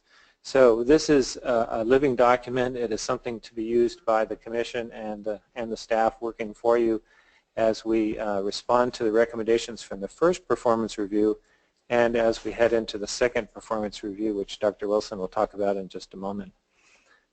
So there were a number of recommendations. There were a couple of recommendations that the Commission decided not to act on, and that's noted in here.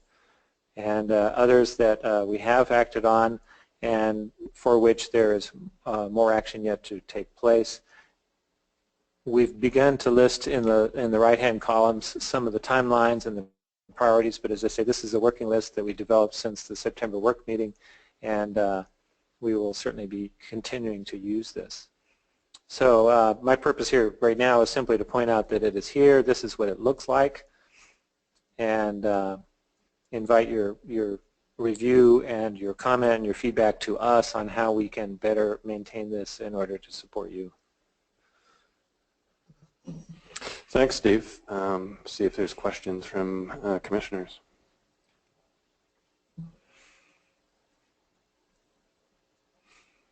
Jim? Mr. Chairman, Steve, I gather you're not asking for feedback as we sit here, but rather inviting comment over the next few days or something like that. Yes, sir, indeed. I didn't expect you to have read all of this since we only posted it a couple of days ago, and so I would like, if we could get feedback perhaps before the annual meeting would be nice. Feedback in which way, Steve? Are you looking for feedback from the commissioners, or are you looking for feedback generally from conference and PAG, or in advance of the annual meeting or in preparation for the annual meeting?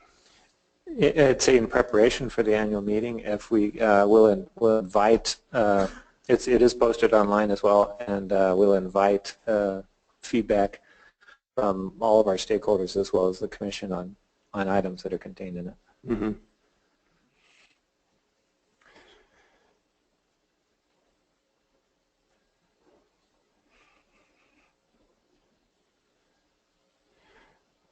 Maybe I could just ask another question, Steve, about ones that are ongoing. Are there ones in particular that you would like to draw our attention to that you think need substantive work, or ones that are ongoing and going well, but are there any that you would like to draw our attention to? Well, there are a couple that actually the agenda for the annual meeting will draw your attention to, in particular the rules of procedure are up for review, and rules of procedure for the advisory bodies are under consideration. So that's one of the ongoing items in particular.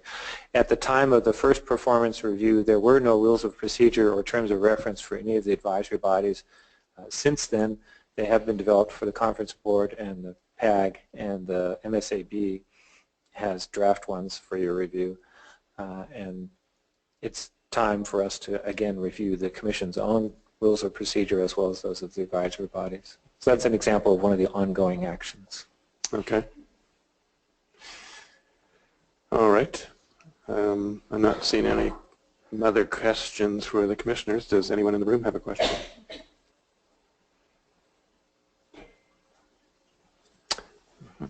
Any online, Steve? None online. All right, so this is our homework basically around performance review. Yes, sir. Okay.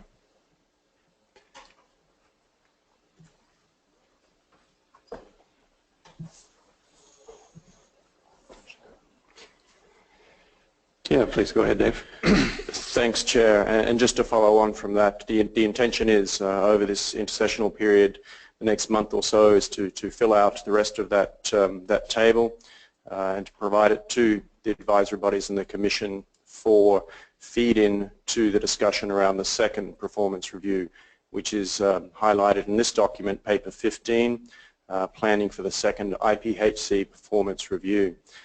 Steve has already covered the duration and some of the background about the performance review, so I don't need to go into any detail.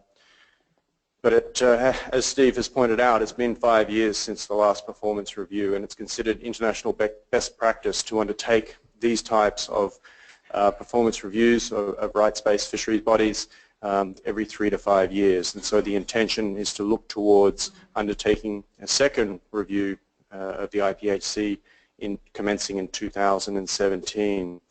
Now, to do that, of course, we'll need to develop some criteria for undertaking the review, and included in this paper under the discussion element are 5 or 6 or 7 core elements or criteria which are commonly used in other RFMOs for undertaking a performance review.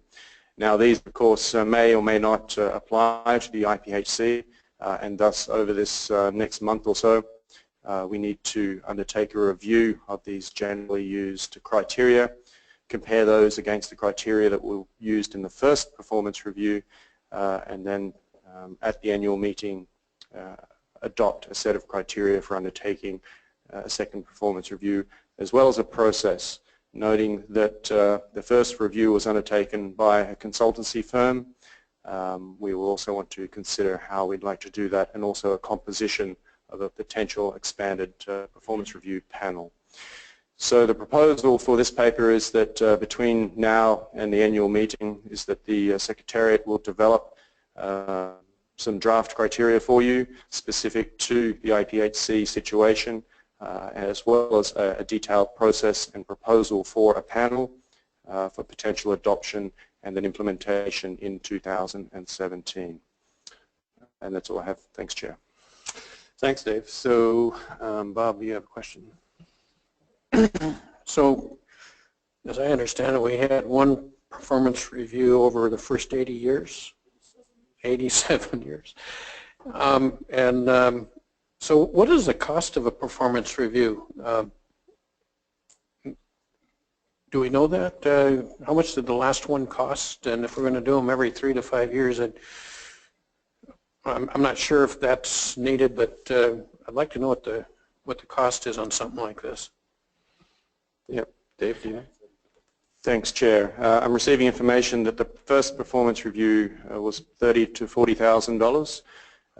To me, that seems very high. Having undertaken 2 performance reviews for the Indian Ocean Tuna Commission, it was around $10,000 to facilitate the meetings and the review. So that would certainly be included in a concept paper or draft paper for your consideration for the annual meeting of what it might cost based on potentially a modified version of a review panel. And I would probably suggest steering away from a consultant in that instance. But that's something we can put together over the next month. Thanks, Chair. Yeah, Jim. Thank you. So I guess I would like first to make the decision that the commissioners think we need a review. So I think Bob has a legitimate point. This was coming up. Maybe I just missed it at the work meeting. But if you look at the first review, there's still 25 identified issues that are still ongoing. So, and I glanced through them, and I think they're things we want to complete. So maybe you could say how the new review would overlap with these 25 or so ongoing issues from the last review that we haven't completed yet. And yeah, that. Yeah, please, David. Thanks, Chair, and thanks, Commissioner Bolsiger. The way it generally works for these types of reviews when they are periodic is that you do have previous recommendations outstanding. They are then fed to the panel to determine if there are still need to be considered ongoing. In some cases, for example, the Commission has directly indicated that they will implement some of the previous recommendations, and that should be taken into consideration. The difficulty with simply continuing on with these initial recommendations is that the IPHC has certainly changed dramatically since the first performance review, and some of these recommendations will certainly be quite difficult to try and implement at this point in time based on the structure that's already changed. In addition, some of the changes that have been implemented are, what's the right word, may not be best practice. And I think a fresh look at the way the IPHC governance is undertaken would be highly beneficial to improving the way we operate and do business. So in that sense, there's quite a lot of merit in considering undertaking a second performance review at this stage, feeding in the ongoing or incomplete recommendations in the current context. Thanks. Jim? Thanks, Mr. Chairman. Thank you for that. That helps. I didn't read that in the brief presentation here, and so that does help. In addition to the cost, which frankly I think it was more than $40,000, but I could be wrong. But we did have a consulting firm that had a lot of travel costs attached to it and things like that. But we also had a lot of staff time associated with it. So if in your proposal that you're going to put forward that details the cost, maybe you can make an indication of staff time that will be taken up and how that fits in with the workload that we have. Thank you. Thanks very much. Any other questions? Yes, similar to some of your comments, Jim, my recollection too is that there was quite a bit of input from both sides on that previous performance review. My recollection, Alison Webb was one person in Canada that spent quite a bit of time on the performance review. And so I guess it would be useful to know as well, Dave, what you were thinking about, what sort of support you would be seeking probably from commissioners and undertaking that performance review. And then so you'd come back at the annual meeting with a proposal and give us an indication of how you see proceeding. It sounds like you're thinking that may not have an external consultant, or if it's so, if you did, it would be much less than it was in the previous one. And then we can make a decision about whether it's to undertake the performance review or not at the annual meeting. Maybe one of the other parts too, Dave, could be what sort of frequency do you expect to undertake performance reviews in the future? I think I heard you say under best practices somewhere around 3 to 5 years, but if that's you're thinking, then it would be good to hear that as well at the annual meeting. Anything else on performance reviews? Doesn't look like it. Thanks very much, Dave and Steve. So the next item would be around the IPHC communications.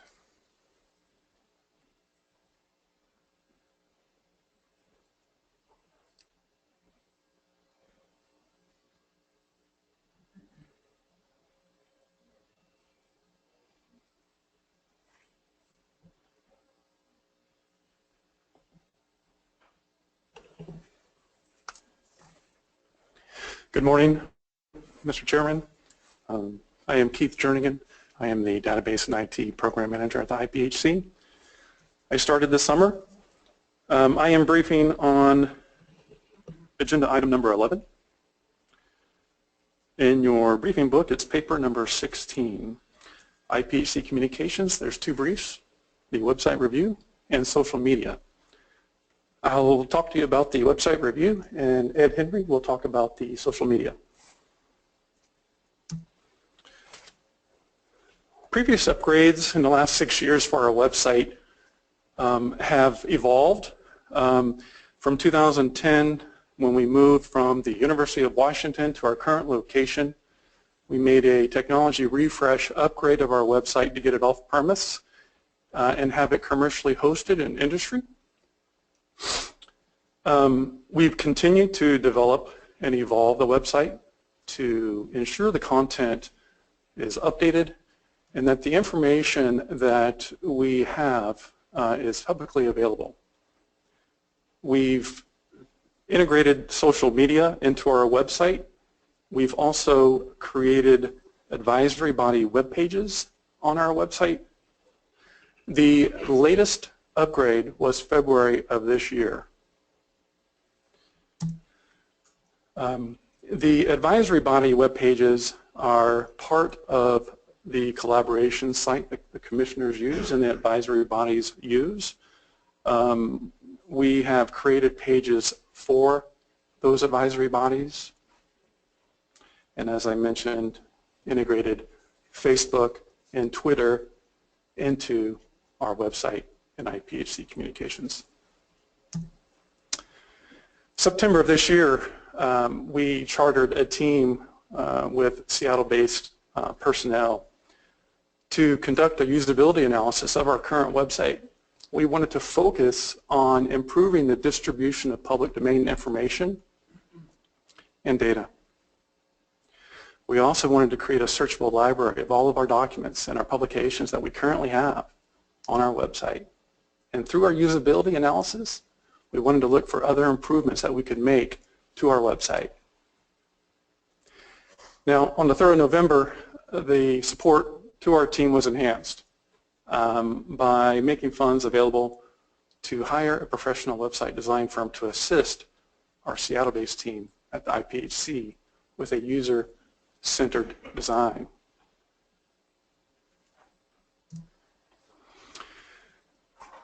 Our team, the success is really dependent upon feedback from our users. In an effort to gather that feedback from both the all stakeholders actually, including commissioners, we've developed a website survey which is currently available. We'll post it on our social media as well as here on the on the presentation. But what that's going to allow us to do is to see if our current website is making the information available to the folks that need it in an easy to use interface between the person requesting the information and the website. So again, with the usability analysis, we're looking to bridge the gap between the person and the computer, the website. Another tool that we want to use to help categorize the information that we have on the website is card sorting. Now, instead of the card sorting going out to the widest audience possible as the website survey is, the card sorting would mainly be focused on a smaller group, a little bit more time involved with that. Other tools may be used as we work and collaborate with the professional website design firm that we choose.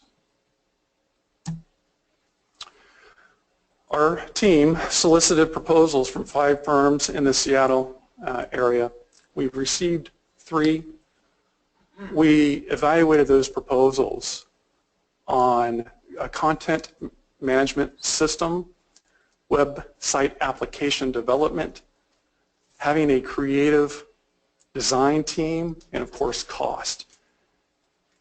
Collectively as a team, we put and weighted the creative aspect higher than any other evaluation criteria, followed by the use of a content management system, web application development capabilities, and cost. Of the 3, we selected FL Creative to collaborate with a detailed design proposal for our website.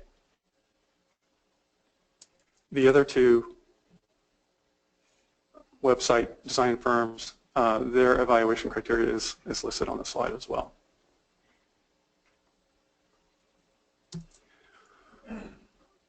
Our next steps would be to work with FL Creative on a detailed design proposal, conduct our usability analysis, solicit user feedback on our current website. With our current project plan, we expect to have our new website launched the summer of 2017. So commissioners, I request that you consider paper in the briefing book number 16 and provide guidance on improvements to our website. Thanks very much. Let's see if there's questions. Linda. Thank you, Chairman. I maybe more of a comment than a question, just to say I think the website's already greatly improved over the past few months, and it's easier to find information on it. It's easier to view what is on it. I think the link to Facebook page probably works well for a broader public than the website before. So I really compliment you on the direction that you're going, and be happy to provide more feedback that I hear or from my observations as you move ahead. Yep. Mr. Chair, and thank you for the comment. I would like to add and echo being new to the IPHC, only being here 6 months, and reviewing the development of the website, the release this February. I'm very impressed. You know, this is a continuous improvement project plan. Once we get through this phase, we want to continually request feedback from our users so that we can continually evolve and improve what information, how we present it to the public. Just clarification. So the survey is online and is to help you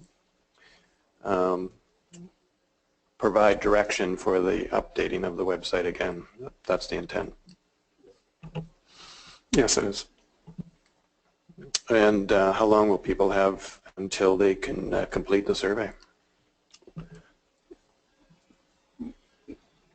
We will have the survey open continuously as a process of continual improvement.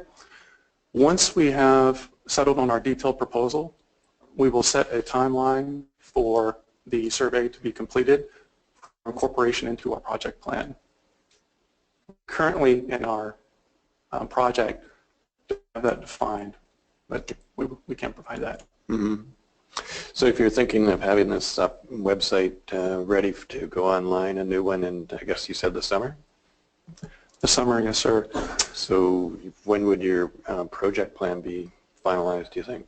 The development would start the beginning of May to be finished by the summer. The detailed proposal and project plan would be have to be finalized by the 1st of March. Okay.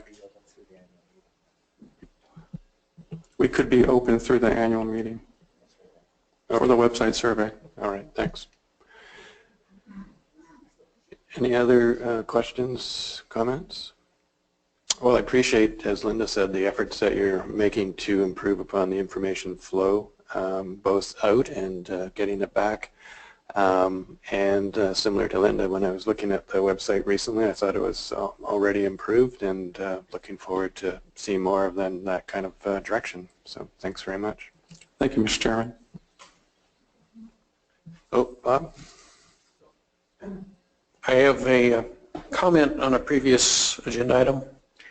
It had to do with the stakeholder proposals.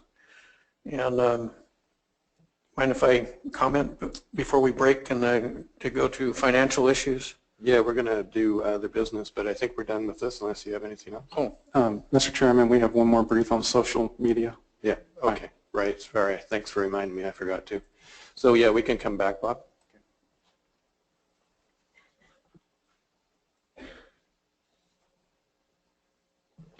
Mr. Chairman, I would like to hand it over to Mr. Ed Henry now.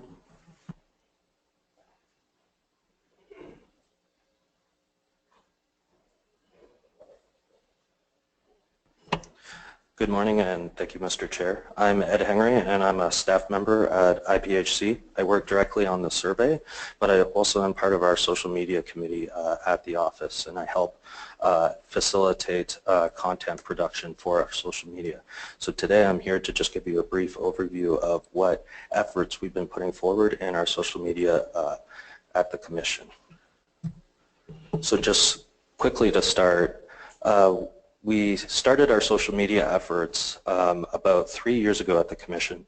We formed a social media committee, and the task of that committee at that time was to research on what other agencies were doing, what they were doing well, try to develop a protocol that could be approved by managers that we strictly follow when we're producing and posting on social media. We defined all our processes and tried to lay a really strong foundation on how we were going to approach social media.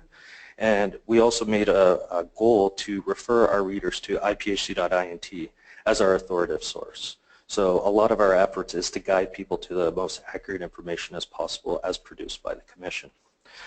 We started with 2 accounts that we focused on, which was Facebook and Twitter. Facebook specifically was guided to target the audience that we were trying to get specifically for the content we're producing, and the fact that it's one of the largest platforms out there in social media today, as well as Twitter to be able to live tweet these actual meetings, but also provide information about the fisheries as they occurred and information about what the Halibut Commission was doing. So with that, in 2013, we made our first post, which you can see there, which was just a quick glimpse into our field activities, and showed photos of what our staff does on our survey deployments. So since then, it's now been 3 years. Our Facebook page now has 788 subscribers, and we've actually produced over 300 posts, which a post is a similar to a blog article, and if you're not familiar with blogs, it's very similar to a small news article that we produce at the Commission that goes through our management for approval before we ever put it out. Of those, we've had 280,000 impressions. And by impressions, I mean it's equivalent to having a billboard on a road and counting the number of cars that go by that billboard. You can see that it has the potential of people to see that information, but you can't guarantee that they're actually reading it. However, we can track our engagements, and that's anytime someone clicks on our post, like our post, comment, share, or interacts with it whatsoever. We've had 35,000 of those since we went online on Facebook alone. That is more of an indication that people are seeing the posts, clicking on it, and absorbing the content. Again, none of this is guaranteed, but it gives us some idea of what it is people like to see on Facebook, what they want to know about the IPHC, and what information they'd like to have. And during the 2016 annual meeting, we had about 250 people in the room at the max in Juneau. Our actual Facebook post reached 21 times that of the physical audience. So that's individual accounts had information on our annual meeting come across their news feed, as Facebook puts it, which is just displays looking at the information that you've subscribed to see. Now, our efforts on Twitter is a little more guided towards that platform-specific niche that it presents, which is microblogging, which is just 140 characters or less of information with photos presented instantly to the user. We have 253 subscribers. We post over 1,300 posts, which that includes annual meetings that we live tweet, and this meeting that we're doing today, where we share the slides, the information, highlights, photos of what's going on in this room. And not only do we share that so the users get to see it instantly, it also paints a picture of what occurred at the meetings during those events. So it's a great record-keeping tool. So people can have insights on 2013 annual meeting, what occurred there. You can review the tweets and actually see what occurred. So we're able to track impressions. However, with Twitter analytics, we run into the problem of we only have data back to 2014, but since then we've had 170,000 impressions. So that's people that have had our information come across their news feed. We have a large spike in activity every year during the interim and annual meetings, which includes right now. And it's also a way to provide instant information for media outlets. And they've actually been using this information to report on their news articles the day after our meetings. And I want to emphasize too that we use the technology of actually capturing the image of the slides, and we never hand type any information in. So it's everything that's being actually reported right up here right now that's being reported to the users. So that eliminates the chances of us actually misrepresenting information. Also, one of the benefits of Twitter too is that we can interact with other agencies, groups, academia, all kinds of people out there that have Twitter accounts.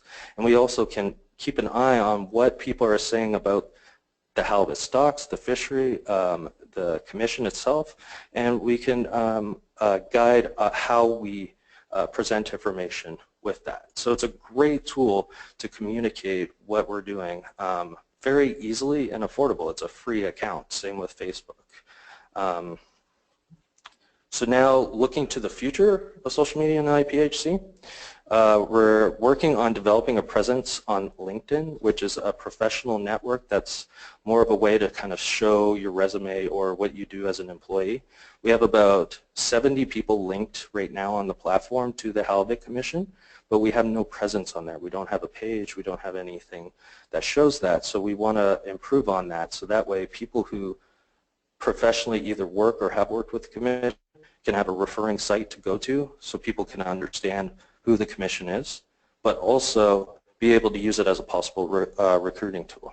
So we're following our policies that are currently in place to get approval by management before we even undertake the account or sign up. So it's a very rigid protocol that we follow. We're also working with the MSAB to meet our their outreach goals. So we're providing them the ability to post through our social media and work with us to get the information out to their stakeholders and receive feedback as well. So we're working with them. We're also trying to increase our content of interest to our readers. So we're trying to use analytics to guide what it is that people want to see about the commission and try to teach people more about what it is we do and the process that's here. And also, the commission itself, through me, are doing an active role at the American Fisheries Society. They're developing a new science communications section there that focuses on developing standards, protocols, and teaching scientists in the fisheries community how to communicate with the public audience. And it's a brand new section. I've taken on the role of secretary of that section, and I'm trying to help facilitate that move forward. And as I'm doing that, I'm also spreading the word that IPHC is active in communication and in fisheries, and we want to share that with everybody to try to get more academic view of what it is we do. So that's my report, and I'd like to thank you for your time. Great, thanks very much for that, Ed. That was very informative for things that I was not aware of about the efforts you were taking on social media. Maybe I'm showing my age. So, Bob. So yeah, I'm sort of curious, when you get 280,000 or 170,000 comments or whatever they are, can you tell if they are from the coastal states or if there is interest of what we're doing, not just of the coastal states? Absolutely. The analytics that we track actually compiles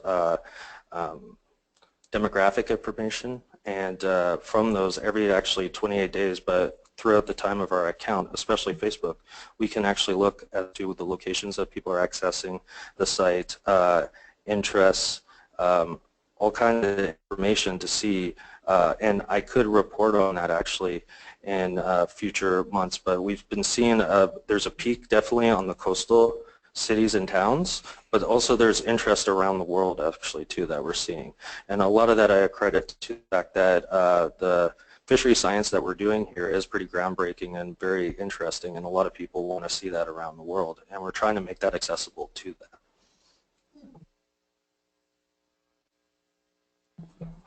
Are you gathering similar statistics from the internet site as well? Yes, that is also being gathered. That's more in Keith, who presented before me's department, and they're looking on that, and that's another tool that we can use to help guide the development both of the website, but we can also look at how much traffic our website receives from our social media accounts. We could track it right back to, so we can actually look at information to confirm that our efforts are driving traffic and interest to our site. Yeah, go ahead. Mr. Chairman, thank you. This year alone, we've had over 1,100 redirects from Facebook to our website. Maybe this is a question for you, Dave. So I think all these things are good to undertake on social media, and I was wondering if you had other ideas about how to improve communication and transparency, which was one of the performance review pieces.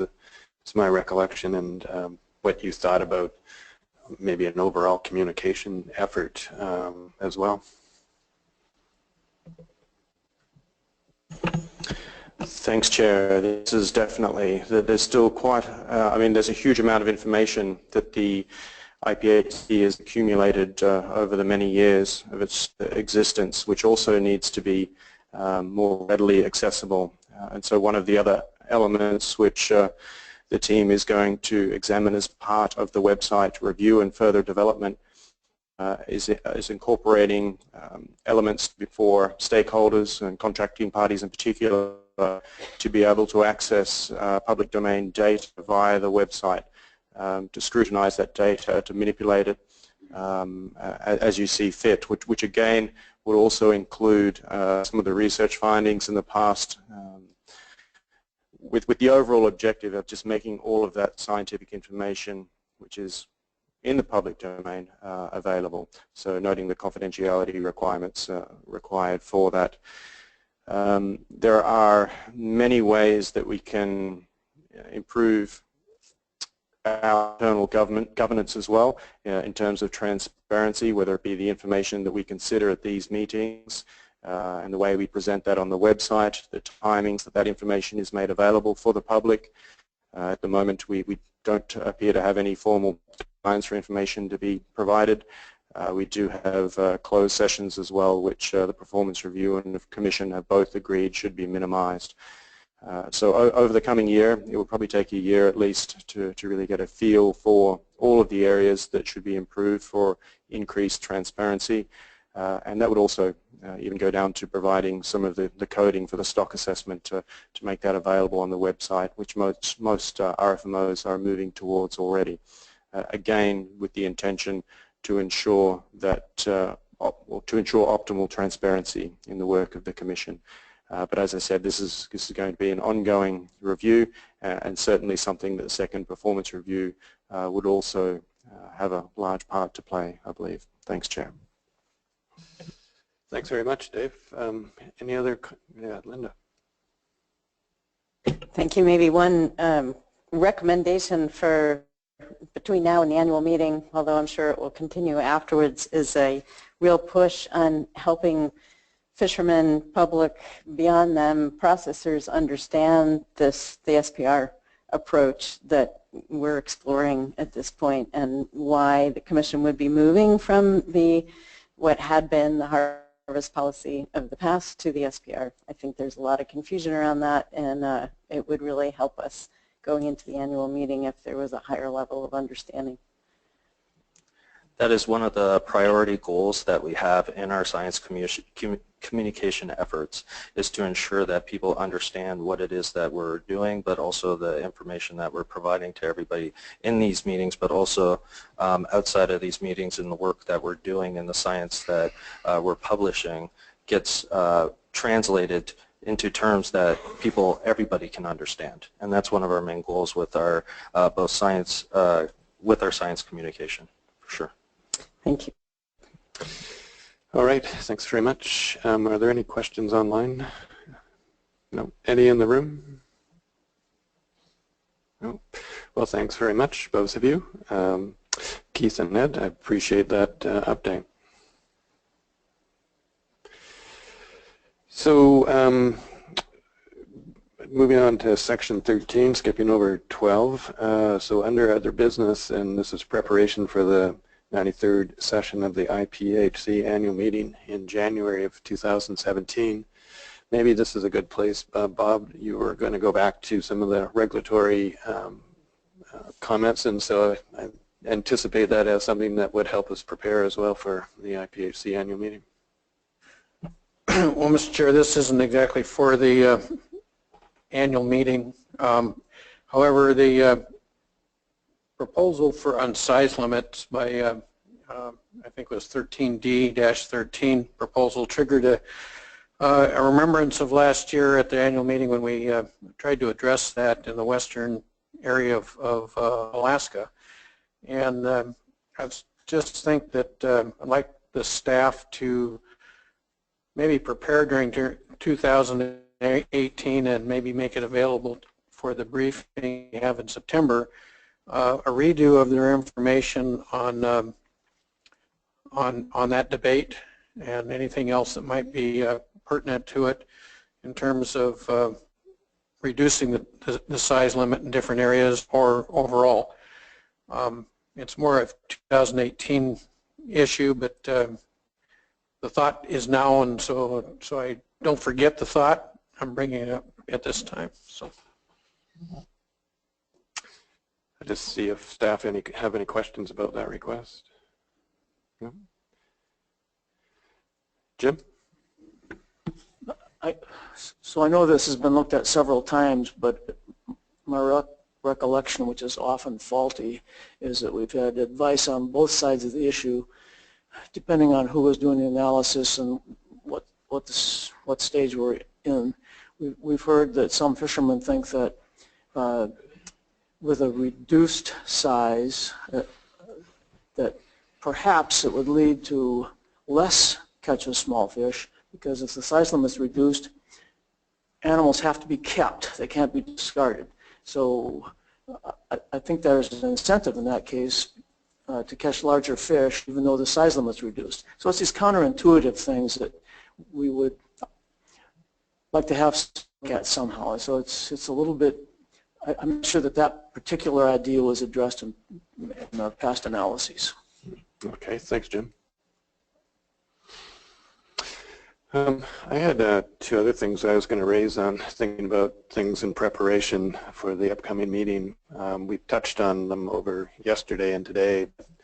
We spoke about yesterday in particular about seeking clarification from the staff about why unguided sport and wastage are falling outside of IPHC control, and that they're covered under TCEY for the 032. And thinking that we would like to see how regulatory areas can be presented consistently. At least understanding why some are outside and when some are inside, I think would help us understand at least that, so that we can determine whether there should be some consideration for changes where we're looking at something more holistically and not just looking at what's currently in the FCEY, which the Commission negotiates for regulatory area catch limits. There was one other one I wanted to raise as well, and I think it was on some along the lines of what you had raised yesterday, Bob, you spoke about looking to not being satisfied with the current just stock stabilization, or maybe it looks like it might be slightly going upwards, but which is a good thing, stabilization as far as not going down, and looking at more of a long-term vision than you had put out yesterday. I think 55 to 65 million pounds is attaining some long-term growth in the stock. And thinking that maybe you could have the MSAB investigate some management procedures that would grow the stock and allow the fishery to attain that type of yield in some time into the future, and probably in some of those management procedures, or maybe actually undertaken under a scenario where we look at what for example, what the impacts are of levels of bycatch, and so we better determine whether it's realistic to put out there the idea that we'd have a long-term yield goal of 55 or 65 million, and whether that's attainable, or whether we modify and say we'd like to see the stock trajectory going up, and how do we do that and have some growth in the long term. But I guess thinking for the future annual meeting, whether we could get some feedback from the staff on both of those items at the annual meeting. So I guess I would I'm just putting those out there now and seeking concurrence from the other commissioners that would be useful for the staff to come forward at the annual meeting with that type of information. So I'm seeing an agreement with both of those, and we already did talk about the blue line as well earlier, so we'll go back over that one as well. All right, I think I'm going to, if there's no other ones on thinking about what we would like, so I'll go back to, probably to you, Steve, about what we need to do to prepare for the annual meeting. Yes, thank you. Let me just get that up here.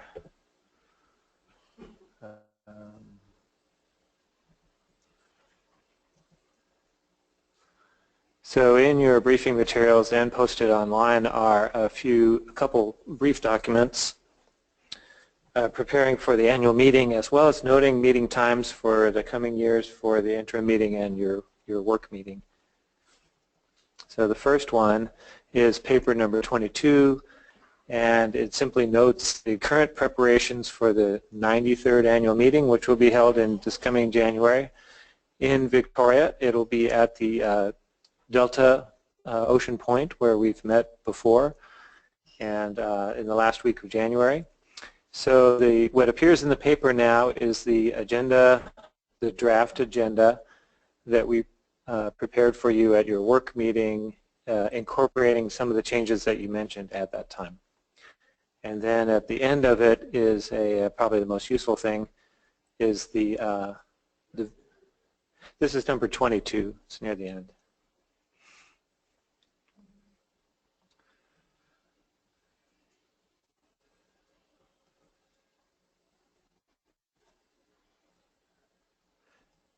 At the end is this calendar view, and just so people can appreciate that the schedule that we have sketched out for the annual meeting is similar to the last two annual meetings, where the public sessions begin at 1 o'clock on the Monday, and the last public session ends on Friday morning.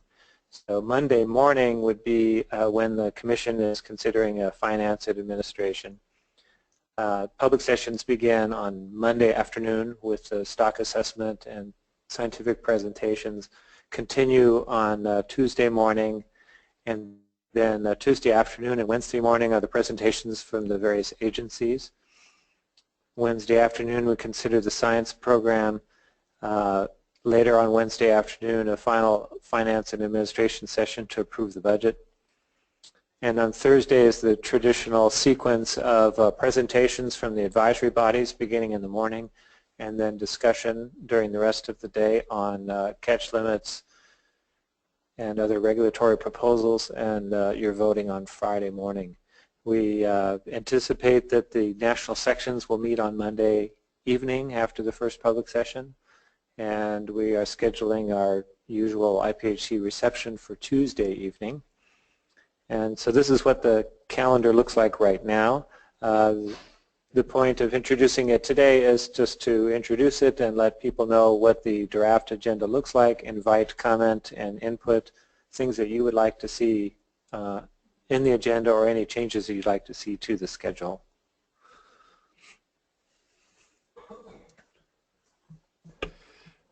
All right. Any questions or changes to the schedule and or the agenda? And we will, of course, be communicating back and forth with you between now and then as we finalize it.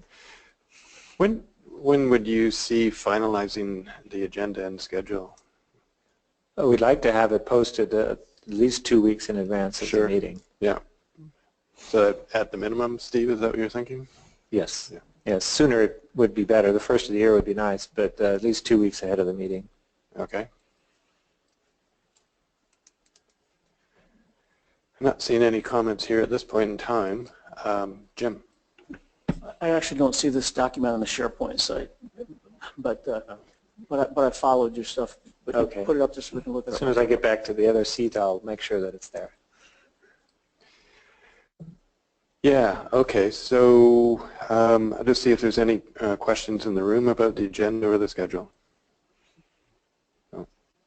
And I don't, there's probably none online, Steve? None online. So we'll get back to you with any changes. What you're proposing, though, basically is a repeat of the same schedule we've seen for the last number of years, is what I take from your presentation. Correct. Yeah. All right. With that, I think unless there's any other comments or about any of the other agenda items that we've gone over the last day and a half. I have one more. Yep. A scheduling one, or other business kind of one here. And that is the looking forward to the next interim meeting and work meetings. Again, I will make sure this is in your briefing materials. It is posted online. And the discussion in the paper, this is paper number 23, simply points out that we usually schedule the interim meeting for the week following the U.S. Thanksgiving holiday and the week before the North Pacific Fishery Management Council meeting in Anchorage. And these are the dates that we propose for the next two interim meetings. We also propose dates for the next two work meetings. That third week or so of September has worked out well for you in the past and works well for us in terms of the annual schedule. And we propose that we hold it in Bellingham again, so that seemed to work out well for everybody as well. And so we are asking your concurrence with this. If you want to consider it and get it back to us, that's fine as well. All right. I thought the Bellingham location worked quite well, but see what others think about that. Yes, thank you. I like the Bellingham location. Steve, could you go to the top? I was scrambling here and missed what you might have said up there. Did it have the Portland?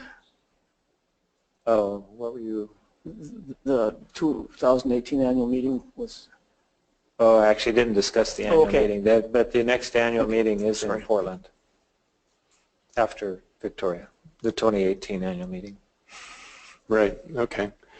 And so is that already confirmed for a location in Portland, or are you still searching for that? No, indeed it is. We have already done the contract.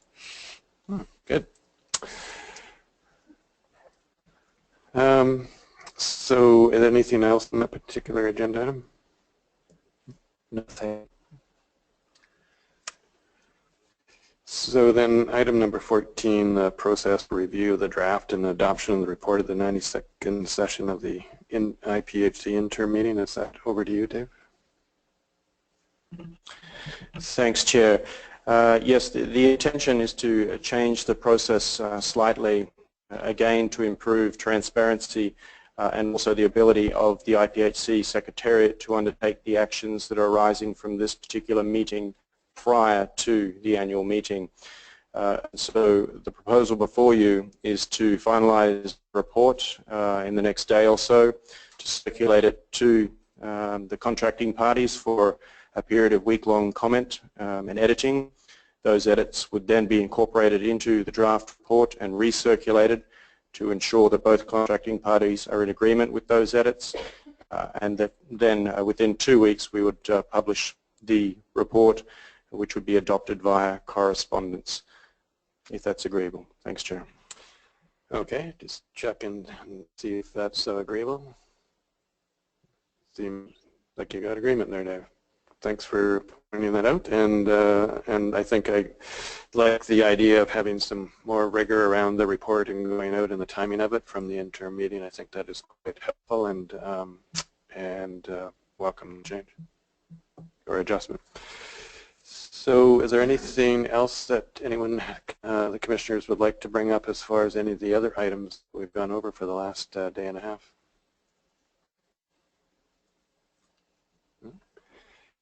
Anyone in the room or online, Steve? If not, then declare this session closed and then will be one other session taking place after lunch around finance and administration. Thanks very much.